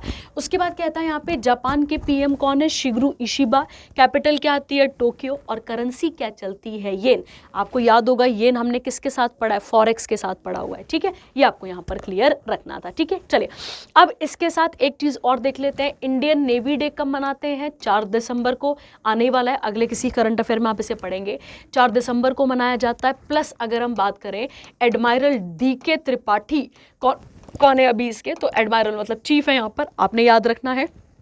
और इसका मोटो क्या है, तो आपको बताया हुआ है शाम नोह वरुणा, ठीक है, शाम नो वरुणा, तो ये आपने यहाँ पर क्लियर रखना है, ठीक है। चलिए आगे बढ़ते हैं, अगला देखते हैं। अगला कौन सा सेक्शन आता है हमारे पास, अवार्ड्स एंड ऑनर्स, और इसके साथ भी देखकर कंप्लीट करते हैं, ठीक है। देखो बच्चा, पहले समझते हैं, फिर उसके बाद बात करते हैं कि क्या ये करंट अफेयर, ठीक है। देखो बच्चा, कहता है जाधव पेयांग इंटरनेशनल अवार्ड, ठीक है। ये देखो यहाँ पे क्या लिखा है, जाधव पेयांग जो है वो इंटरनेशनल अवार्ड। अब देखो क्या है, कहता है तेलंगाना के एक एनवायरमेंटलिस्ट है जिनका नाम है M करुणाकर रेड्डी, इन्हें सिलेक्ट किया गया है किसके लिए, पहला, ध्यान देंगे, पहला जाधव पेयांग इंटरनेशनल अवार्ड। अब पहले दिमाग में क्वेश्चन आएगा ये जाधव पेयांग कौन है, तो बेटा जाधव पेयांग कौन है, तो आपको यहाँ पर याद रखना है, अगली स्लाइड पे आपके पास लिखा होगा जाधव पेयांग कौन है, तो आप यहाँ पे देखेंगे, देखो ये लिखा हुआ है, कहता है बच्चे यहाँ पे ये जो अवार्ड है, ये अवार्ड एक पद्मश्री अवार्डी हैं जिनका नाम क्या है, जाधव पेयांग, उनके नाम पर रखा गया है, और उन्हें फॉरेस्ट मैन ऑफ इंडिया कहा जाता है। माना जाता है बच्चे कि उन्होंने असम में, ठीक है, 550 हेक्टेयर्स ऑफ लैंड को प्रोटेक्ट करा, और उसको किसके अंदर डोमिनेट करा, उसको मतलब किसके अंदर चेंज कर दिया, तो उसको किसके अंदर चेंज कर दिया, फॉरेस्ट लैंड के अंदर उसको यहाँ पर चेंज करा था, ठीक है। ये आपको यहाँ पर क्लियर रखना है, और किस डिस्ट्रिक्ट में, तो असम के जोरहट डिस्ट्रिक्ट में याद रखना है, ठीक है। इन्हीं के नाम पर ये अवार्ड दिया जा रहा है, जिसमें कितने पैसे मिलते हैं, 2 लाख रुपए, और उसके अलावा और मेमेंटोज और सिटेशन सर्टिफिकेट वगैरह मिलते हैं, ये आपको यहाँ पर क्लियर रखना है। अब दिया किसको जा रहा है? तो दिया जा रहा है एम करुणाकर रेड्डी को, जिनको वाटरमैन और क्या कहा जाता है, ग्रीन मैन ऑफ इंडिया भी कहा जाता है। क्लियर हो गया? और इन्होंने तेलंगाना, हैदराबाद, इन जगहों पर जो क्लाइमेट चेंज हो रहा है, जो पानी की कमी आ रही है, उन सब चीज़ों से डील कर रहा है। ठीक है, क्लियर हो गया? तो ये था आपके पास एक और इंपॉर्टेंट करंट अफेयर। चलिए आगे बढ़ते हैं। इसके बाद इंडिया के प्रोफेशनल बॉक्सर, क्या नाम है इनका, मनदीप जांगड़ा। और मनदीप जांगड़ा किस राज्य से बिलोंग करते हैं? हरियाणा से। इनको क्या मिला है यहाँ पर? तो इन्होंने किसे हराया है? ब्रिटेन के कॉनर को हराया है। और उसके बाद इनको एक टाइटल मिला है, वो टाइटल क्या है? सुपर फेदर विंग का टाइटल इनको मिला है। ठीक है, बस इतना सा याद रखना है और इसमें कुछ और ज़्यादा करने वाली बातें नहीं है। ठीक है, चलिए आगे बढ़ते हैं, अगला देखते हैं। अगला कहता है Dominica highest national honour to PM Modi. ठीक है, अब आपको पता ही है बेटा, ये तो तुम्हें पढ़ना ही पड़ेगा, इसका कोई ऑप्शन नहीं है। एक्चुअली में पीएम मोदी को अनगिनत कह सकते हैं आप, यहाँ पर क्या दिए जाते हैं? ऑनर और अवार्ड्स दिए जाते हैं। उसी में से एक आता है आपके पास, कौन सा वाला? डोमिनिक आता है। ये आपने यहाँ पर क्लियर, डोमिनिक का एक अवार्ड है, वो इनको दिया जा रहा है। ठीक है, देखो क्या कहता है। अगर पहले डोमिनिक समझते हैं ये कंट्री है कहाँ पे, डोमिनिका या डोमिनो से याद रखो यार तुम। ठीक है, देखो अगर आपको पता हो तो यहाँ पे नॉर्थ अमेरिका, यहाँ पे कौन सा कॉन्टिनेंट आता है? South America. जो ये साउथ अमेरिका वाला कॉन्टिनेंट आता है ना बेटा, इस तरफ, बस ये कह लो कि ये नॉर्थ अमेरिका और साउथ अमेरिका को कनेक्ट करने वाला पनामा कैनाल, इधर कहीं पे आता है आपके पास कौन सा वाली कंट्री? तो डोमिनिका यहाँ पर आपको देखने को मिलती है। ठीक है, अब देखो क्या कहता है। कहता है यहाँ पे जो कॉमनवेल्थ ऑफ डोमिनिका है, इसने डिसाइड करा है, अनाउंस करा है कि वो अपना हाईएस्ट नेशनल ऑनर किसको देने जा रहा है? किसको देने जा रहे हैं? पीएम मोदी को। क्यों? क्योंकि उन्होंने कोविड-19 के टाइम पर इन कंट्रीज की, जो आइलैंड नेशंस हैं, इनकी मदद करी थी, इसीलिए इन्हें ये इस अवार्ड से नवाजा जा रहा है। ठीक है, कहता है इसके बाद ये जो अवार्ड है ये किसके द्वारा पेश किया गया? तो याद रखेंगे स्लाइवेन बर्टन के द्वारा, याद रखेंगे आप। और उसके अलावा एक बेटा और बात है यहाँ पे कि एक कैरीकॉम समिट होने वाला है, इसके बारे में जैसी न्यूज़ में आएगा हम और डिटेल में इसके बारे में बात करेंगे। ठीक है, और इसकी कैपिटल क्या आती है? तो आपको याद रखना है रोजेऊ, ये इसकी कैपिटल आती है किसकी बच्चे? डोमिनिक की। ठीक है, तो ये आपको याद रखना है। और ये किस सी के अंदर आता है? तो आप याद रखेंगे कैरेबियन सी है बेटा वहाँ पर, उसका ये पार्ट यहाँ पर बनकर निकलता है। ठीक है, चलिए आगे बढ़ते हैं इसके साथ, अगला देखते हैं। अगला आता है grand commander of order of niger. अब यहाँ पर प्रधानमंत्री को एक और अवार्ड मिला है, ये कह सकते हैं आप इनका, ये इनका 17वां अवार्ड है। मतलब ग्लोबली अगर आप देखें कि जो कंट्रीज इनको क्या कर रही हैं, यहाँ पे इस अवार्ड से नवाज रही है। तो कहता है प्राइम मिनिस्टर नरेंद्र मोदी को प्रेस्टिजियस नेशनल अवार्ड क्या दिया है यहाँ पर? तो आप याद रखेंगे grand commander of order of niger, ये उनका सेकेंड हायर ऑनर है जो इनको दिया गया है। और उनके प्रेसिडेंट का नाम क्या है जिन्होंने पेश करा है? तो रिपब्लिक ऑफ नाइजर, और उनका नाम है मिस्टर बोला अहमद। आगे क्या लिखा है? तिनुबू, जो भी बेटा बड़े अजीब से नाम है, आप याद रखेंगे। ठीक है, चलिए। और आपको पता होना चाहिए कि नाइजर क्या है? एक लैंडलॉक्ड कंट्री है, पहला क्लियर रखेंगे आप यहाँ पर, लैंडलॉक्ड कंट्री है। और कहाँ पर आती है ये? तो आपको अफ्रीका में देखने को मिलती है। ठीक है, चलिए आगे बढ़ते हैं, अगला देखते हैं। अगला आता है इंदिरा गांधी पीस प्राइज। ठीक है, ध्यान से समझो बच्चे, नाम है इसका इंदिरा गांधी पीस प्राइज। हमारी प्राइम मिनिस्टर रही हैं इंदिरा गांधी, उनके नाम पर यह अवार्ड दिया जाता है। और ये अवार्ड पहले तो आप ये समझो कि किस किस फील्ड में दिया जाता है। तो क्या लिखा है? पीस में दिया जाता है, डिसआर्ममेंट और डेवलपमेंट में। ठीक है, और इसकी स्थापना कब की गई थी? 1986 में। हर साल इसे दिया जाता है, याद रखेंगे। और देने वाला कौन है? इंदिरा गांधी मेमोरियल ट्रस्ट, ये आपने यहाँ पर याद रखना है। ठीक है, कितने पैसे मिलते हैं इसमें? तो 25 लाख रुपए, और साथ ही साथ सर्टिफिकेट वगैरह चीज़ें प्रोवाइड की जाती होंगी। अब किसको मिला है ये देखो पहला। ठीक है, कहता है बच्चे एक मिला है डैनियल बैरनबोयम को। ठीक है, ये एक पियानिस्ट हैं, पियानिस्ट कहते हैं मतलब एक म्यूजिक के बंदे हैं ये। और इन्होंने अपने म्यूजिक से, ठीक है, मतलब म्यूजिक को एक ऐसा टूल बनाया था ताकि लोगों के अंदर जो कल्चरली और जो बाकी टेंशन्स चल रही थी पॉलिटिकली, उसे कम करने के लिए इनका म्यूजिक ने एक बहुत इंपॉर्टेंट रोल प्ले करा है, तो इनको दिया गया ये अवार्ड। सेकेंड एक नाम है आपके पास वहाँ पे अली अब्बू अवाद, क्या नाम है इनका, अली अब्बू अवाद। इनकी अगर हम बात करें बच्चे तो आप सबको पता है इजराइल और प्लेस्टोसीन जो प्लेस्टोसीन है उनका क्या चल रहा था, यहाँ पे झगड़ा चल रहा था। तो उस समय पे इन्होंने एक बहुत ही एक पीसफुली, ताकि मतलब एक ऐसा माहौल क्रिएट करा कि सारे जने आपस में बातचीत करें, बैठें और अपने मैटर्स को क्या करें वहाँ पर सॉल्व करें, ठीक है। तो इसीलिए इनको इस अवार्ड से नवाजा गया है, ये आपने यहाँ पर क्लियर रखना है, ठीक है। चलिए आगे, चलो ये क्लियर हो गया आपके पास यहाँ पे। और इंदिरा गांधी आप सबको पता है बच्चे, the former prime minister of India, ठीक है। चलिए आगे बढ़ते हैं इसके साथ और अगला देखते हैं। अगला कौन सा सेक्शन आता है आपके पास, रिपोर्ट, रैंकिंग और इंडेक्सेस। फॉर्च्यून की फिर से लिस्ट आ चुकी है। फॉर्च्यून की जो अमेरिकन ग्लोबल बिजनेस मैगजीन है, इसने रिलीज करा है 100 most powerful people in business. उसमें से पहले कौन आते हैं, एलन मस्क, टेस्ला वाले, ठीक है। उसके बाद है जेनसेन हुआंग, उसके बाद सत्या नडेला, ये आप याद रखेंगे सेकंड और थर्ड। उसके अलावा अगर हम बात करें 12वें रैंक पे कौन आते हैं बच्चे, मुकेश अंबानी, ठीक है। तो ये आप बिल्कुल फैक्चुअल करंट अफेयर है, आप इसे पढ़ सकते हैं। चलिए आगे बढ़ते हैं, अगला आता है अगला ये वाला करंट अफेयर इंपॉर्टेंट है, थोड़ा सा इसके बारे में अच्छे से समझ लेते हैं और चीज़ें क्या क्या कहती हैं वो देख लेते हैं, ठीक है। देखो बेटा, कहता है आरबीआई ने डेजिग्नेट करा है state bank of India, HDFC और आईसीआईसीआई बैंक को, इन्हें क्या बोला है, इनको डोमेस्टिक सिस्टमेटिकली इंपॉर्टेंट बैंक बोला गया है 2024 के लिए। और साथ ही इन्हें टाइटल भी मिल रहा है टू बिग टू फेल, क्या मिल रहा है इनको एक टाइटल यहाँ पर, टू बिग टू फेल, ये आपने यहाँ पर क्लियर रखना है, ठीक है। अब समझते हैं कि कैसे बैंक है ये, ठीक है बेटा। देखो ये वो बैंक होते हैं, पहले अब यहाँ तो बाद में समझते हैं, पहले ये समझते हैं, ठीक है। देखो कहता है ये वो बैंक होते हैं बच्चे, अब पहले तो ये समझो, ये ऐसे बैंक है बच्चे जिनका इकोनॉमी के ऊपर बहुत असर है, अगर ये डूबे तो इकोनॉमी को भी झटका लगेगा, ये आपने यहाँ पर क्लियर रखना है, ठीक है। मतलब अगर ये बैंक हल्का सा भी डूबे तो किसको झटका लग जाएगा, हमारी इंडियन इकोनॉमी को झटका लग जाएगा, ये कहता है। ये तो कहता है कौन डिसाइड करता है कि ये जो DSIB बैंक होंगे ये कौन डिसाइड करता है, आरबीआई कैसे देखता है उनको, उनके साइज, अब साइज का ये मत बोलना बहुत बड़े बैंक नहीं, complexity, interconnectedness with in financial system, सारी चीजें पैसों से यहाँ पे देखी जाती है और उसके बेसिस पे फिर इनको ये टाइटल दिया जाता है। कहता है DSIB classification is updated annually, और ये कौन डिसाइड करता है, आरबीआई, बता दिया मैंने आपको, 2014 से ये काम कर रही है और अपडेट कब हुई थी, 2023 में, ठीक है।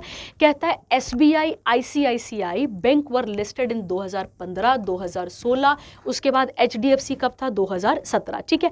और अगर बेटा क्या कहता है यहाँ पर, अगर ये ऐसे बैंक है बच्चे, आप ऐसा कह सकते हैं कि अगर देखा जाए, अगर पूरे देश की जीडीपी के 2% से ज़्यादा, मतलब अगर पूरे इंडिया की जीडीपी देखी जाए तो उससे ज़्यादा एसेट किसके पास है, संपत्ति किसके पास पड़ी हुई है, इन बैंक्स के पास पड़ी हुई है। मतलब जब मैंने कहा ना आपको, जब ये डूबेंगे तो ये किसका सत्यानाश करेंगे, भारत की इकोनॉमी का भी सत्यानाश करेंगे, ठीक है।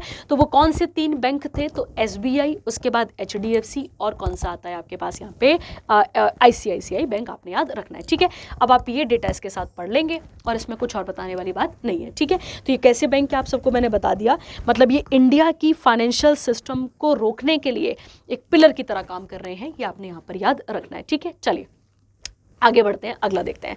अगला कौन सा सेक्शन आता है आपके पास यहाँ पे, बैंकिंग और इकोनॉमी, ठीक है। चलिए कहता है बच्चे NSE ने, अब यहाँ पे ध्यान देते हैं, जो national stock exchange board of India है अपने पास, सॉरी नेशनल स्टॉक एक्सचेंज जो है उसने क्या करा है बच्चे यहाँ पे, उसने कुछ जो ये जो अपने पास कौन से अकाउंट्स होते हैं, जो इनएक्टिव अकाउंट्स होते हैं, जो जैसे डीमैट अकाउंट होते हैं जो इनएक्टिव हो जाते हैं, उनके लिए कुछ नॉर्म्स निकाले हैं। देखो उनको रिलैक्स करा है, क्या कहता है सबसे पहला कहता है NSE मतलब नेशनल स्टॉक एक्सचेंज लिमिटेड ने रिलैक्स कर दिए हैं कुछ नॉर्म्स को, किसके साथ एसोसिएटेड थे ये, अब ये क्या लिखा है बच्चे यहाँ पे ध्यान देना, इनएक्टिव ट्रेडिंग अकाउंट्स के साथ। क्या कहता है पहला, it has change the timeline for marking an account as an inactive, तो पहले 12 महीने तक इनएक्टिव देखे जाते थे, अब कितना कर दिया उनको, 24 मंथ। कहता है अब इस रिवाइज नॉर्म्स के अंदर जो ट्रेड होगा in initially public offering, mutual fund, उसके बाद SGB और offer for sale now be considered as active account for trading, ठीक है। तो अब ये जो ट्रेड पहले इनएक्टिव रहते थे वो अब यहाँ पर क्या कंसिडर किए जाएंगे, एक्टिव। उसके बाद है previously only trading in equity future option commodities, इनको पहले एक्टिव माना जाता था और इनको इनएक्टिव, अब इनको भी एक्टिव क्या करा जाएगा, यहाँ पर माना जाएगा। ठीक है, ये आपने यहाँ पर क्लियर रखना है। उसके बाद कहता है यहाँ पर आपके पास अगला कहता है NSE has mandated that any account once marked inactive can be activated by the broker. अगर कोई भी मान लो ऐसा कोई अकाउंट है जो क्या हो चुका है यहाँ पे इनएक्टिव, उसको भी एक्टिव माना जाएगा, पर इसके लिए वेरिफिकेशन लगेगी और वेरिफिकेशन आप खुद जाकर भी करा सकते हैं या फिर आप क्या कर सकते हैं, डिजिटल मोड पे भी इसे करा सकते हैं। ब्रोकर को ये ऑथराइज किया जाएगा कि वो अपडेटेड क्लाइंट्स की जो भी डिटेल है उन सबको क्या करे, अपडेट करे।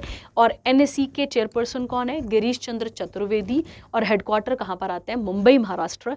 और स्थापना कब हुई थी बेटा इसकी, तो आपको याद रखना है 1992 में। ठीक है, चलिए अगला कहता है बच्चे देखो समझो इस वाले करंट अफेयर को पहले आपको बेसिक से समझाती हूँ। ठीक है, देखो क्या है, देखो बेटा पहले क्या था एक्चुअली में, जब आप एटीएम जाते हैं, हम तो एटीएम से कैश निकालते हैं ना, हम जाते हैं अपने पास एटीएम से कैश निकालते हैं और एक कैश डिपॉजिट मशीन होती है, दोनों मशीनें अलग अलग होती हैं।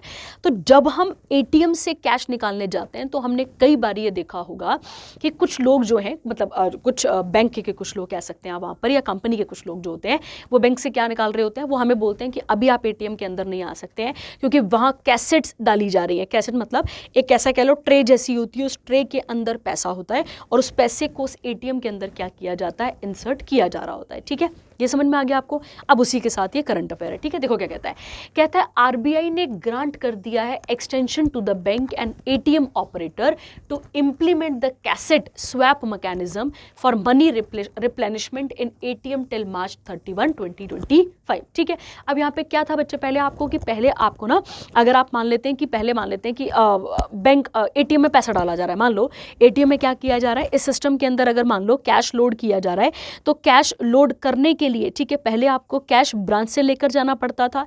अब ऐसा नहीं है, ब्रांच आपको पूरी कैसेट सेट करके देगी और अब आपको उसको सीधे क्या करना है, एटीएम पे इंट्रोड्यूस करना है। ठीक है, तो ये इसके साथ ही है और इसके साथ आप इसे देख लेंगे। उसके बाद देखो लिखा ना यहाँ पे, it involve swapping lockable cassette pre filled with currency notes during the cash replenishment in ATMs. ठीक है, तो आप इसके साथ देख लेंगे और इसमें कोई काम की बात है नहीं। ठीक है, और ये देखो बेटा, अगर देखा जाए तो पहला मोबाइल एटीएम किसने इंट्रोड्यूस करा था, ये सब फैक्चुअल आपके पास लिखा हुआ है, ये इसके साथ आप पढ़ लेंगे। ठीक है, चलिए अगला कौन सा सेक्शन आता है अब आपके पास, यहाँ पे स्पोर्ट्स, और स्पोर्ट्स देख लेते हैं। कहता है मैथ्यू वेड, अगर हम बात करें इनकी, तो ये ऑस्ट्रेलिया के क्या थे, क्रिकेटर थे और इन्होंने अब अपनी रिटायरमेंट को क्या कर दिया है, अनाउंस कर दिया है और ये वर्ल्ड कप विनर भी रहे हैं, ये आप इसके साथ यहाँ पर देख लेंगे। ठीक है, और सॉरी ठीक है, ये आप इसके साथ देख लेंगे क्योंकि बहुत फैक्चुअल न्यूज़ है ये। अगला आता है आपके पास Sultan of Johor Cup junior hockey. अब ये इंपॉर्टेंट है, जो सुल्तान ऑफ जौहर कप है एसोसिएटेड विद, तो आप याद रखेंगे जूनियर हॉकी, और कौन सा टूर्नामेंट है ये, अंडर 21 टूर्नामेंट, ये आपको यहाँ पर क्लियर रखना है। ठीक है, तो अंडर 21 टूर्नामेंट है, ये आप इसे याद रखेंगे। कहता है इंडियाज जो इंडियन मेंस जूनियर टीम है under the captain Amir Ali beat New Zealand 3-2 to win the bronze medal. और कौन सा हो रहा था ये, 12th एडिशन हो रहा था, कहाँ पर हो रहा था ये, बहरू, और बहरू कहाँ पर आता है बच्चे, मलेशिया में, ये आपने यहाँ पर याद रखना है। और ये इंडिया का सेकंड कॉन्सिक्वेटिव ब्रॉन्ज मेडल है, याद रखेंगे आप। पार्टिसिपेटिंग कंट्रीज कौन कौन सी थी, इंडिया, न्यूजीलैंड, मलेशिया, जर्मनी, और उसके अलावा आप देखेंगे ग्रेट ब्रिटेन और जापान था। ठीक है, ग्रेट ब्रिटेन जो है उसने क्या करा यहाँ पे, ऑस्ट्रेलिया को हराया है, गोल्ड मेडल, और ये आप यहाँ पर याद रखेंगे कि 12th वाला था। ठीक है, चलिए आगे बढ़ते हैं और ध्यान देना ये कहाँ पर हुआ है, तो आप याद रखेंगे मलेशिया में ये खेला गया है। ठीक है, चलिए आगे बढ़ते हैं और अगला देखते हैं।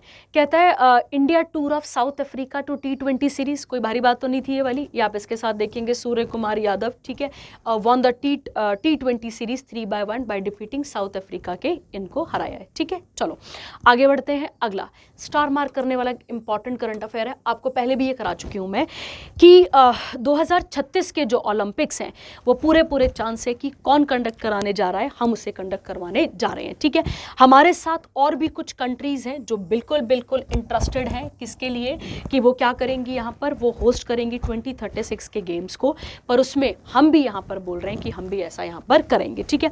और हमने क्या बोला है कि हम इसे कंडक्ट कहाँ करवाएंगे, अहमदाबाद में।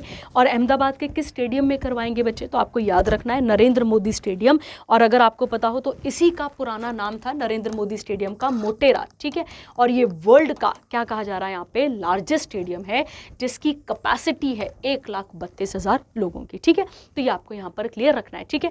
तो हमने बिल्कुल अनाउंस कर दिया है और हम कह रहे हैं कि हम भी क्या चाहते हैं कि ओलंपिक्स कहाँ पर करवाए जाएं, हमारे पास कराए जाएं, ठीक है। ये आपको यहाँ पर क्लियर रखना है, ठीक है।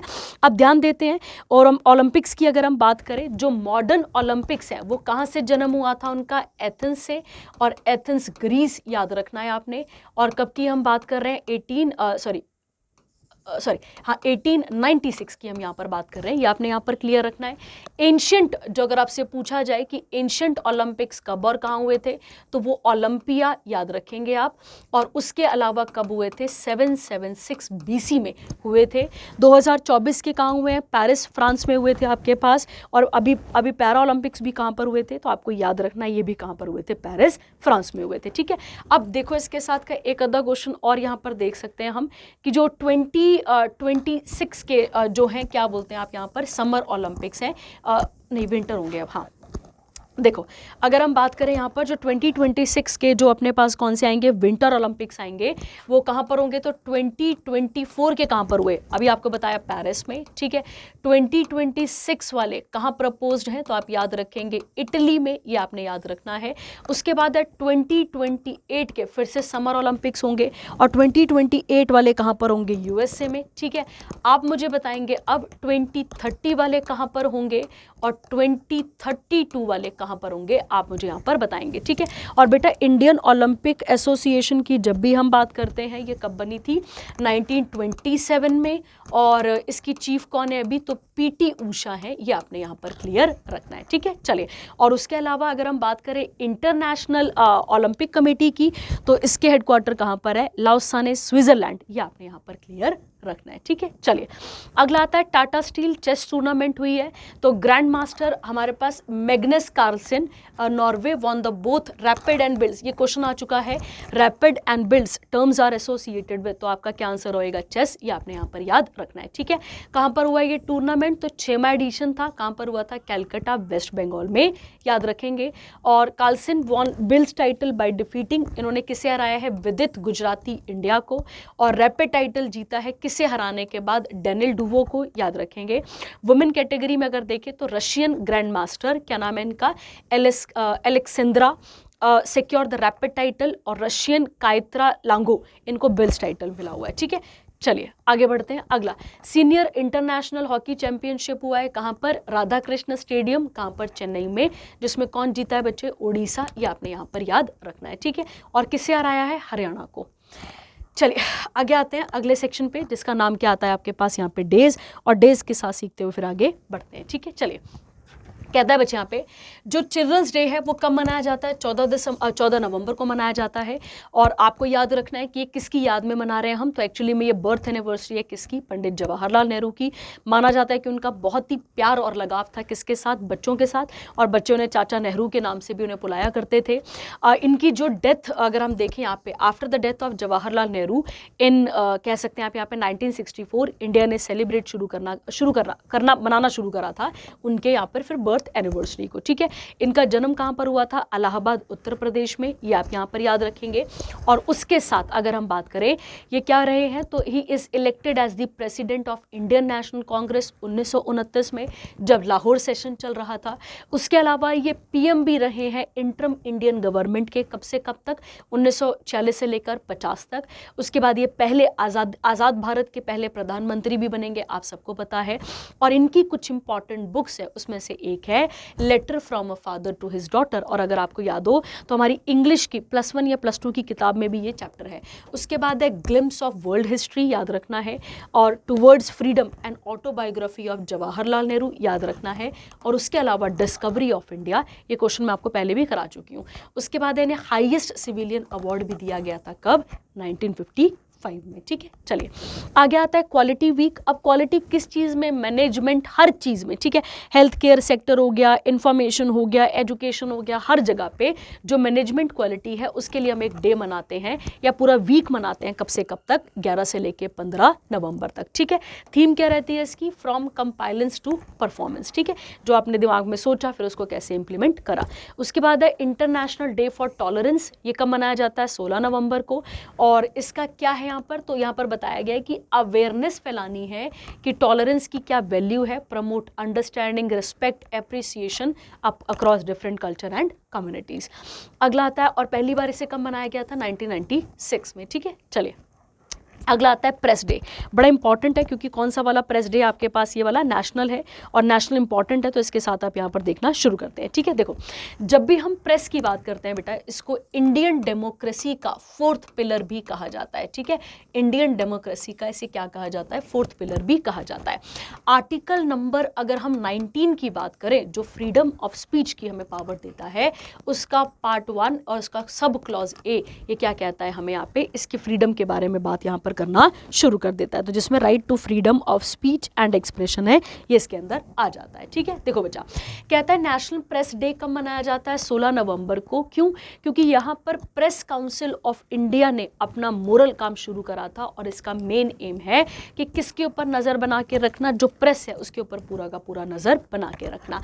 कहता है इसका अगर हम थीम की बात करें तो थीम क्या था? Changing nature of the press according to reporters without border. अगर इस रिपोर्ट की अगर हम बात माने तो इंडिया का रैंक कितना है? 159th, याद रखेंगे आप यहाँ पर, और आउट ऑफ 180 कंट्रीज। उसके बाद अगर हम बात करें जो पहला प्रेस कम्युनिकेशन था वो कब बना था? 1954 में, और ये एक स्टैट्यूटरी अथॉरिटी बॉडी थी जिसमें मेन काम था कि जर्नलिज्म के एथिक वगैरह को कंटेन करना। उसके बाद है प्रेस काउंसिल ऑफ इंडिया कब बना था? 4 जुलाई 1966, और इसने प्रॉपर तरीके से फंक्शन करना कब शुरू करा था? 16 नवंबर 1966 से। हेडक्वार्टर कहाँ पर आते हैं बेटा इसके? तो नई दिल्ली, आप यहाँ पर याद रखेंगे, ठीक है। आप सबको पता है जब हम मॉडर्न हिस्ट्री पढ़ते हैं तो फादर ऑफ इंडियन प्रेस किसे कहा जाता है? फादर ऑफ इंडियन प्रेस, तो आपको याद है जेम्स अगस्टस हिकी। किसे कहा जाता है? जेम्स अगस्टस हिकी को कहा जाता है। आप मुझे एक क्वेश्चन बताएंगे कि इसकी पहली अखबार कौन सी थी, और आप मुझे बताएंगे साथ में पहली हिंदी अखबार कौन सी थी। ये तो इंग्लिश हो गई ना, तो ये वाली इंग्लिश है और ये वाली हिंदी कौन सी थी, आप मुझे बताएंगे, ठीक है। चलिए आगे बढ़ते हैं। उसके बाद आता है बेटा मिर्गी। आप सबको पता है एक घातक बीमारी है ये भी, ठीक है, और ये एक न्यूरोलॉजिकल डिसऑर्डर होता है, और ये हम अवेयरनेस डे का मनाते हैं 17 नवंबर को, ठीक है। अगला आता है आपके पास इंटरनेशनल स्टूडेंट्स डे भी मनाया जाता है 17 नवंबर को। और इसे क्यों सेलिब्रेट किया जाता है बेटा? जब नाजी अटैक कर रहे थे यूनिवर्सिटीज़, स्कूल और कॉलेजेस में, इन लोगों ने उनका अपोज करा था और अपने अधिकारों के लिए वहाँ पर पार्टिसिपेट करना शुरू करा था। तो जो वेलवेट रेवोल्यूशन है वो वहाँ पे चलाया गया था, और इसकी 50वीं सालगिरह मनाई जाती है कब? 17 नवंबर 1989 को, ठीक है। चलिए आगे बढ़ते हैं। इसके बाद नेचुरोपैथी, मतलब सीधी सीधी बात है, जिसमें नेचुरोपैथी का मतलब हो गया बेटा जिसमें मॉडर्न ट्रीटमेंट प्लस कौन सा वाला? ट्रेडिशनल मेथड को मिलाया जाता है, तो उसे कहते हैं आप यहाँ पर नेचुरोपैथी। और मिनिस्ट्री ऑफ आयुष इसे देखता है, याद रखेंगे। और थीम क्या है इसकी? Naturopathy for a healthy ageing and longevity, ठीक है। चलिए आगे बढ़ते हैं। वर्ल्ड चिल्ड्रंस डे कब मनाते हैं? 20 नवंबर को, और ये किसने डिसाइड करा है? यूएन ने। आगे आता है लास्ट सेक्शन आपके पास, कौन सा वाला? बुक्स, और बुक्स पढ़कर फिर आप इससे वाइंड अप करते हैं, ठीक है। रतन टाटा की लाइफ के ऊपर एक किताब लिखी गई है, और उस किताब का नाम है आपके पास रतन टाटा अ लाइफ, ठीक है। और ये बुक किसने लिखी है? तो एक ब्यूरोक्रेट है हमारे पास, मतलब एक IAS है, जिनका नाम क्या आता है आपके पास? थॉमस मैथ्यू, इन्होंने लिखी है, और उनकी पूरी जीवनी के बारे में सब कुछ उन्होंने डिटेल में बताया है, ठीक है। क्लियर हो गया आपके पास? चलिए आगे बढ़ते हैं इसके साथ, और अगला देखते हैं। अगला आता है 3 की पब्लिकेशन ऑफ सुप्रीम कोर्ट। तो 3 इंपॉर्टेंट किताबें जो है उन्हें पब्लिश किया गया है, ध्यान देते हैं वो कौन कौन सी हैं, और किसने रिलीज करा इन्हें? तो द्रौपदी मुर्मू ने, और उनके साथ कौन थे अभी? तो अभी न्यूली क्रिएटेड CJI हैं, संजीव खन्ना वो भी थे। अब देखते हैं कौन कौन सी किताबें हैं। तो एक है बच्चे जस्टिस फॉर नेशन, याद रखना है आपने, क्या नाम आता है? जस्टिस फॉर नेशन, जो कि 75 साल बताती है किसके? सुप्रीम कोर्ट ऑफ इंडिया के। आपको पिछले ही लेक्चर पे सुप्रीम कोर्ट से बनने बनने वाले सारे क्वेश्चन वहाँ पर क्लियर किए गए थे, ठीक है।